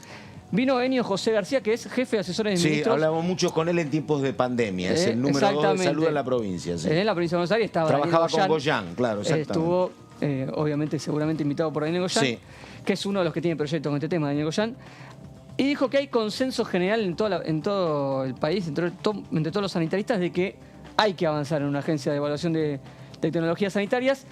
Y porque hay que ponerse a tono con otros países de la región que ya lo tienen. Dijo, hay varios países de la región que tienen realidades y estados parecidos a nosotros que ya lo tienen. Y acá dejó lo que vos venías marcando, que es algo que desde la provincia de Buenos Aires se insiste y se milita mucho. El proyecto de reforma integral de la salud tiene que estar acompañado con esta discusión, y es algo que el oficialismo en provincia de Buenos Aires vienen reclamando y poniendo en cada vez que se reúne la Comisión de Salud hay una mención a este tema, volvió a estar presente en este caso de uno de los asesores importantes del Ministerio de Salud del gobernador Axel Kicillof. Así que esa cuestión también estuvo presente y puesta como uno de los ítems a resolver. Después otro de los expositores lo retomó y dijo, bueno, podemos avanzar igual con la agencia y después hablar de la integración del sistema en general. Hugo Magonza, del CEMIC. Medicina privada, totalmente. Sí. La agencia es una herramienta... Acá dio su posición, ¿eh? La agencia es una herramienta de un plan nacional de salud, coincidiendo con el representante de la provincia de Buenos Aires.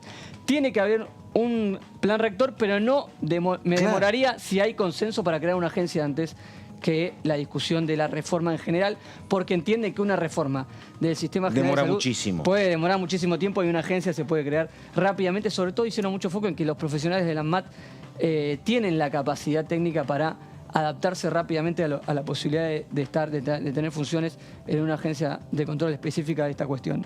A ver, ¿qué más lo tenemos? Perfecto es enemigo de lo bueno, dijo. En cuanto a discutir, bueno, primero discutimos todo el plan y después avanzamos con la agencia. A mí la verdad me parece que esto es necesario y que es bueno.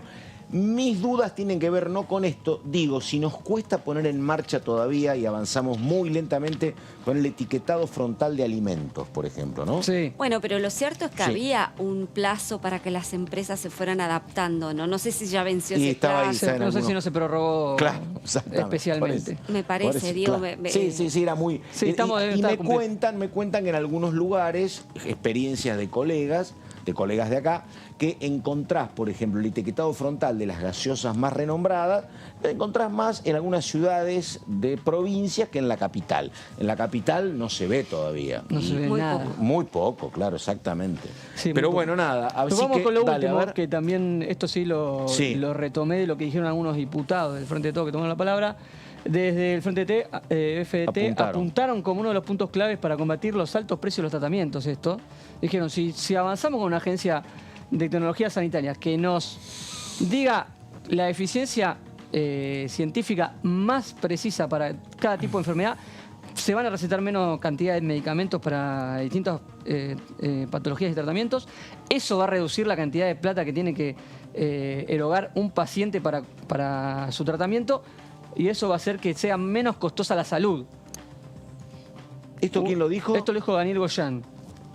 Y después, Carolina Gailar, que trabajó mucho con el tema que decías vos de los genéricos en su momento, cuando fue presidente de la Comisión de Salud, época del gobierno de Cristina Fernández de Kirchner, dijo, está instalado culturalmente que un médico que te receta poco es un mal médico. Y eso hace que sea más costoso un tratamiento. Ahora, ahí lo que pasa es que hay una cuestión cultural y económica, que está el rol de los laboratorios. Sí. Los laboratorios, el negocio de los laboratorios es venderte remedios.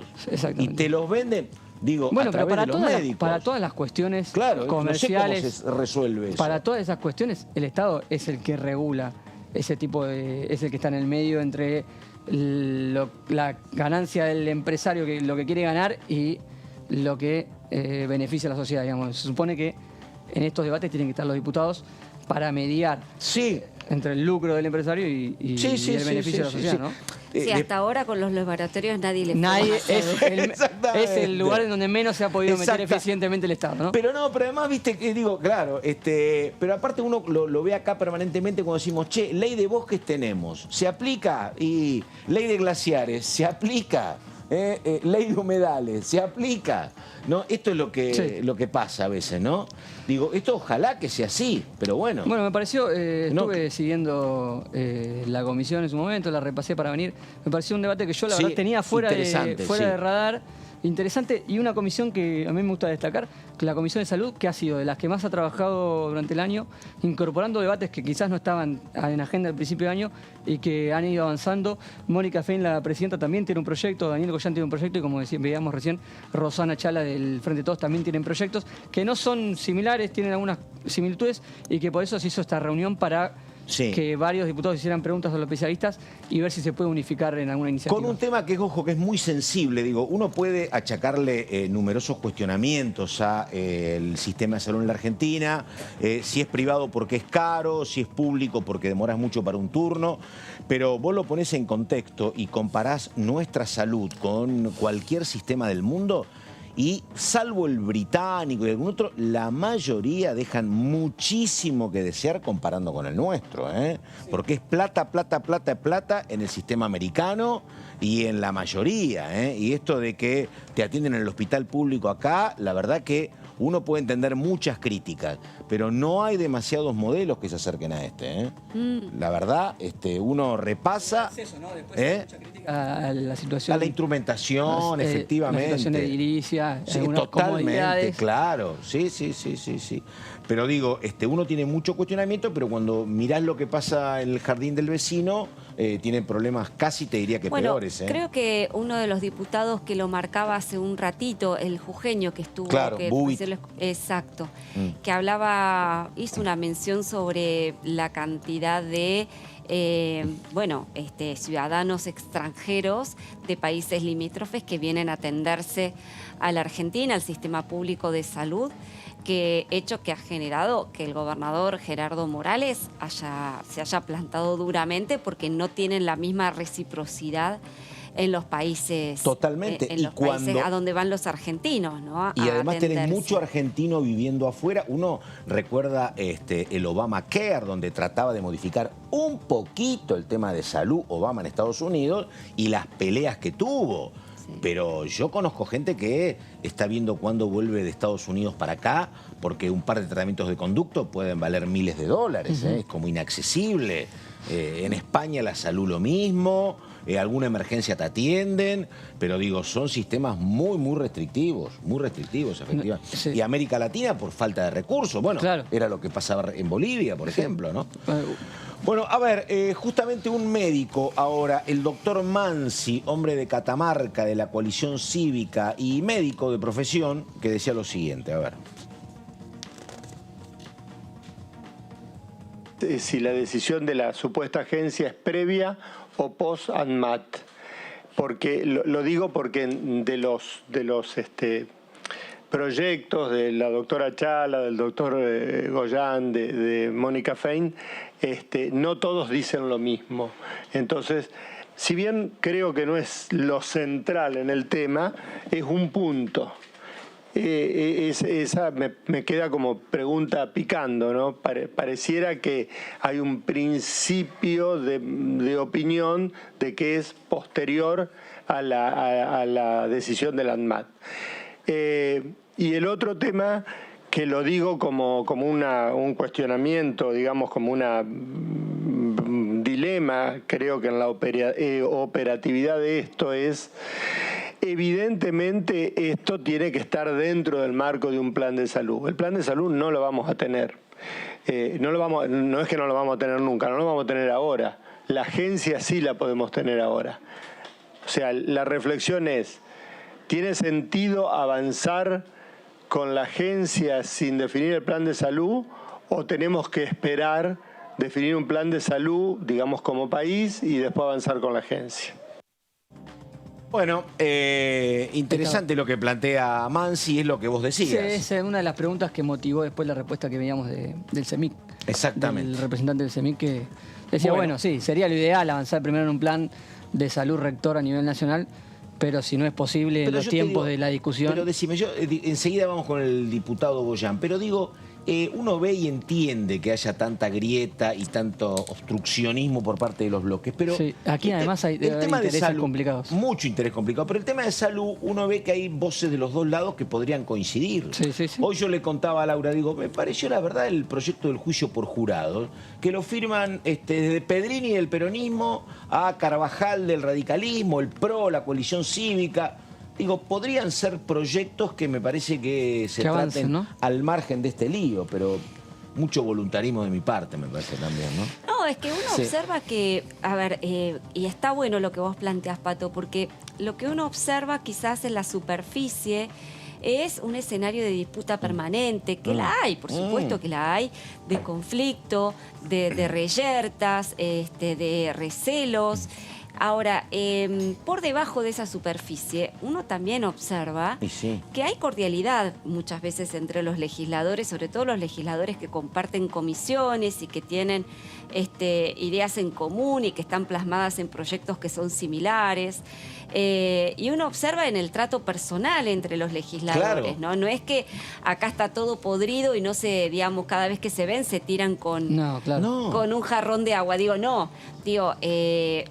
Efectivamente, hay una situación de conflicto estructural, digamos, muchas veces motivado por cuestiones exógenas a la Cámara de Diputados. Totalmente, la mayoría, sí. Entonces, pero, digamos, entre los legisladores de distintos partidos hay mucha cordialidad y hay mucho interés en el trabajo en común, que lamentablemente después no se plasma justamente por este conflicto superestructural que finalmente termina impidiendo la labor normal de la Cámara de Diputados. Sí. Pero vos sabés que yo hoy digo, la verdad, el tema del juicio por jurados, que me lo explicaba Carvajal, me dice, mira, con el juicio por jurados en tribunales federales, vos podrías haber participado eventualmente de una absolución o una condena a la vicepresidenta, donde el voto de los jurados iba a haber 12 votos. Y ese voto, que a mí es lo que más me llamó la atención,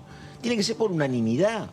Y la verdad que no sería lo mismo que vos decís absolución o condena por 12 jurados que todos votaron igual y hasta que no hay unanimidad el jurado no resuelve. Digo, y que al jurado sería una cuestión, la verdad, una presentación distinta. Se le hace cierto filtro de imparcialidad que no deja lugar a duda a ninguna de las partes. Claro, totalmente. Pero bueno, y además te digo, lo estaban apoyando distintos sectores, lo mismo que el tema de salud. Bueno, hay que decir que el juicio por jurados está en la Constitución Nacional, ¿no? Claro. O sea, y que en dos o tres ya está funcionando, me dijeron, en provincia de Buenos Aires. Y provincia de Buenos Aires, efectivamente. Y bien, dice. Sí. Pero en determinadas materias. Claro. No en los temas que vos señalás. No, exactamente. En penal había más, me parece, sí. Determinar quién es culpable de asesinato, ¿no? Y no en todos los casos. Fácil. Digo, yo que seguí el caso, me parece que en el último caso de María Marta García Belsunce, no. Efectivamente. Hay que ver si porque depende de ahí si las partes están de acuerdo. Y Laura Serra me dice, ¿viste? Te baja la realidad. Me rodea de escepticismo, no sé, pues no, lo que pasa es que bueno, está muy bien el juicio por jurado, me parece que es un instrumento interesante, lo vemos en las películas en los Estados Unidos y bueno. Es el acercamiento del hombre común y la mujer común a una cosa muy abstracta que es la justicia, ¿no? No, está bien. Yo creo que tiene que estar acotado a determinadas materias. Porque si no es, digamos, el voto es la justicia popular y además en el sentido de que vos tenés que esperar la unanimidad y si esa unanimidad no se logra, es mi pregunta, claro. Entonces se traba y de 12 el juicio. Además en la Argentina, entonces efectivamente. Es como que sí, me pareció. Yo pregunté, digo, bueno, y de 12, ¿cómo son las mayorías? Acá que no podemos nombrar a un defensor del pueblo hace 10 años, claro. Digo, ¿cómo haces? Me dice, no, tiene que ser unanimidad. Porque decir 8, bueno, pero 12 de 12, complicado. A ver, el diputado y ex ministro de Salud de la provincia de Buenos Aires, el diputado Goyan, y el tema que explicaba Marco Giorgetti sobre la utilización o no de nuevas tecnologías en materia sanitaria. A ver. Y además de la creación del instituto o agencia, dentro de lo que sería un paquete de políticas nacionales de medicamentos hay otro proyecto de ley y algunos han ingresado ya. Y esta misma ley tiene, por lo menos la que yo propongo, tiene otros instrumentos que son, no sé si complementarios, pero claramente, por ejemplo, como decía Benio, las experiencias de negociación conjunta de precios, de fondos fiduciarios para los que les interese, para comprar en conjunto, todo eso abarata. Acá estuvo el doctor Leverstein hace poco y explicó cómo con 5 medidas se puede bajar 50% de lo que hoy pagamos, con 5 medidas. Bueno, esta era una de las dos. Por eso digo, contiene algunas cuestiones más, algunas habrán que ver después si salen o no salen. Por ejemplo, por ahí no hay, no sé, famosa correlación de esfuerzo, no sé qué. para decir que se cumpla un artículo que a mí me encanta mucho de la ley Oñatibia, ¿no? Que era, bueno, que se demuestren las estructuras de costo de los medicamentos. ¿Por qué no la podemos conocer?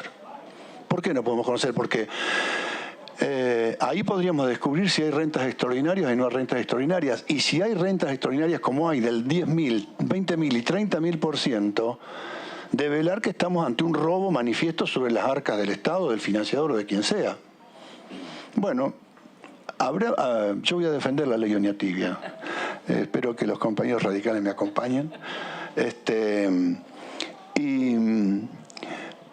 Me contaba, ¿no? Hoy, que hablando con gente de las cámaras y le decían, no, pero son de alto costo, no son de alto precio. Y Mónica le contesta, ¿y cuál es el costo? Ah, no lo podemos decir.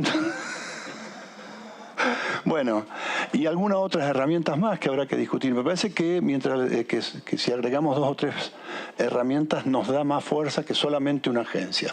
Y va en línea a generar paquetes legislativos que vayan reconstruyendo gobierno. Bueno, qué temazo, porque había hablado del tema de la pelea de los gobiernos con los productores de remedios, de medicamentos, Laura Serra, y él menciona a la ley Oñatibia. La ley Oñatibia data del gobierno radical de don Arturo Illia, que fue entre el 63 y el 66, así que la ley Oñatibia debe ser del año 64, que establecía que los medicamentos tenían que mostrar su estructura de costos. Sí. Esto es, ¿vale 10 pesos? Bueno, mira, la droga vale 4 y gano 6, o la droga vale 4, el envase vale 2 y gano 4. Pero eso es del año 63-64. Y está Goyán ahora, pasaron 60 años peleando todavía por lo mismo. Bueno, y al pobre Illia, digamos, le fue muy mal con él. Totalmente, claro. El gobierno justamente precipitó por el fuerte lobby de los laboratorios. Exactamente. Ahora no sé si me voy a acordar del todo lo que dijo Goyán, porque hablaba de esta cuestión de que la evaluación precisa científica que pueda hacer un instituto como este o una agencia como esta le puede dar herramientas a la justicia para hacer seguimiento de este tipo de cuestiones. Y después lo que no sé... si vale la pena los costos de ciertos medicamentos. Sí, y después lo que no ha pasado, o me parece que ha mermado su producción, es porque está bien. Vos decís, che, con este precio me estás matando, pero el laboratorio dice, yo no te da ningún empresario la estructura de costos, nadie te lo da, ¿no? Pero entonces decís, bueno, no me des la estructura de costos, pero yo voy a fabricar. Y hay fenómenos de universidades, mucho la Universidad del Litoral, que fabricaban medicamentos, básicamente cuando se produjo el tema de los genéricos. Entonces parecía que las universidades iban a ser como grandes productoras pero para eso de medicamentos. Tenés que tener acceso a la tecnología y a las patentes. Esa es la cuestión. Lo que pasa que para las patentes, para los más complejos. Pero para las otras, para las que vos genéricos ya tenés más o menos la droga. Sí.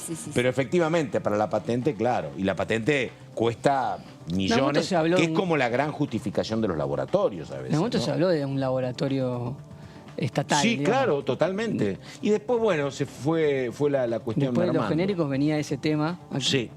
Sí. Y también se aplacó. Bueno, a ver, vamos con un testimonio más. Carolina Gailiard, que dice lo siguiente.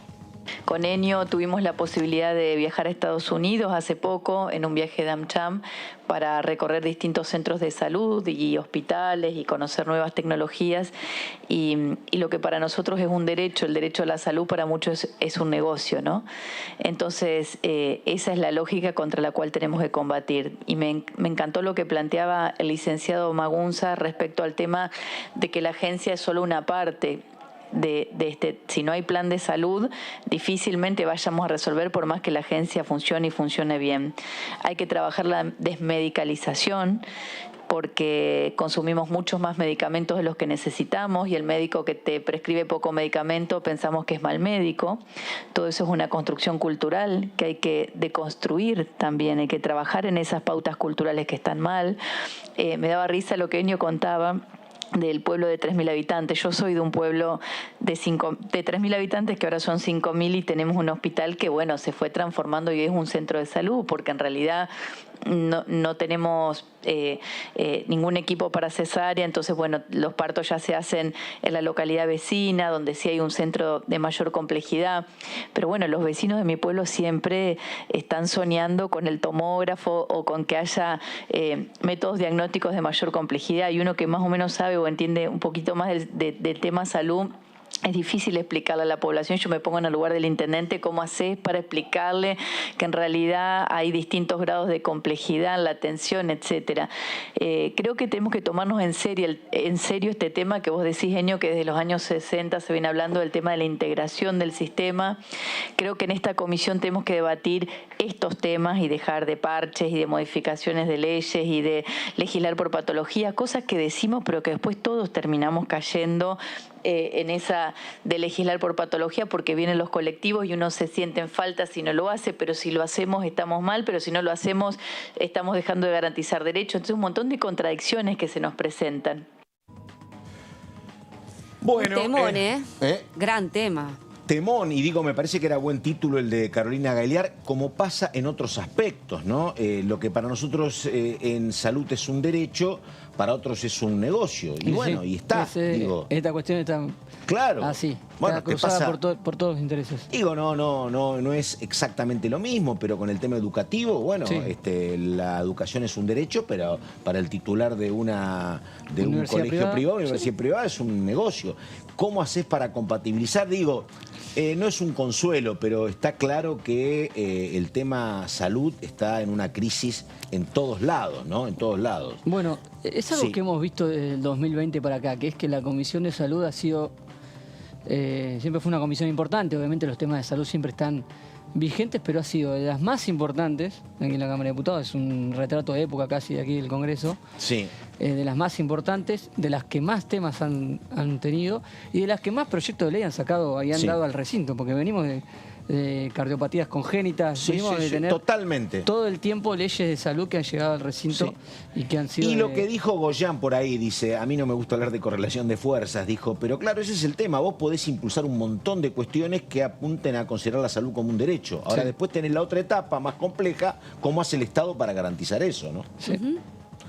Bueno, está en gimnasia precompetitiva ya nuestra compañera Amanda Alma, así que bueno, ahí estamos. Tenemos que terminar. Señor Marco Giorgetti, impecable lo suyo. Nos estamos reencontrando en cualquier momento. Laura Serra, idem. Dale, bueno, y que sea lo que Dios quiera. Exactamente, nos estamos despidiendo antes del partido del domingo. Bueno, nada más, gracias, muy buenas tardes.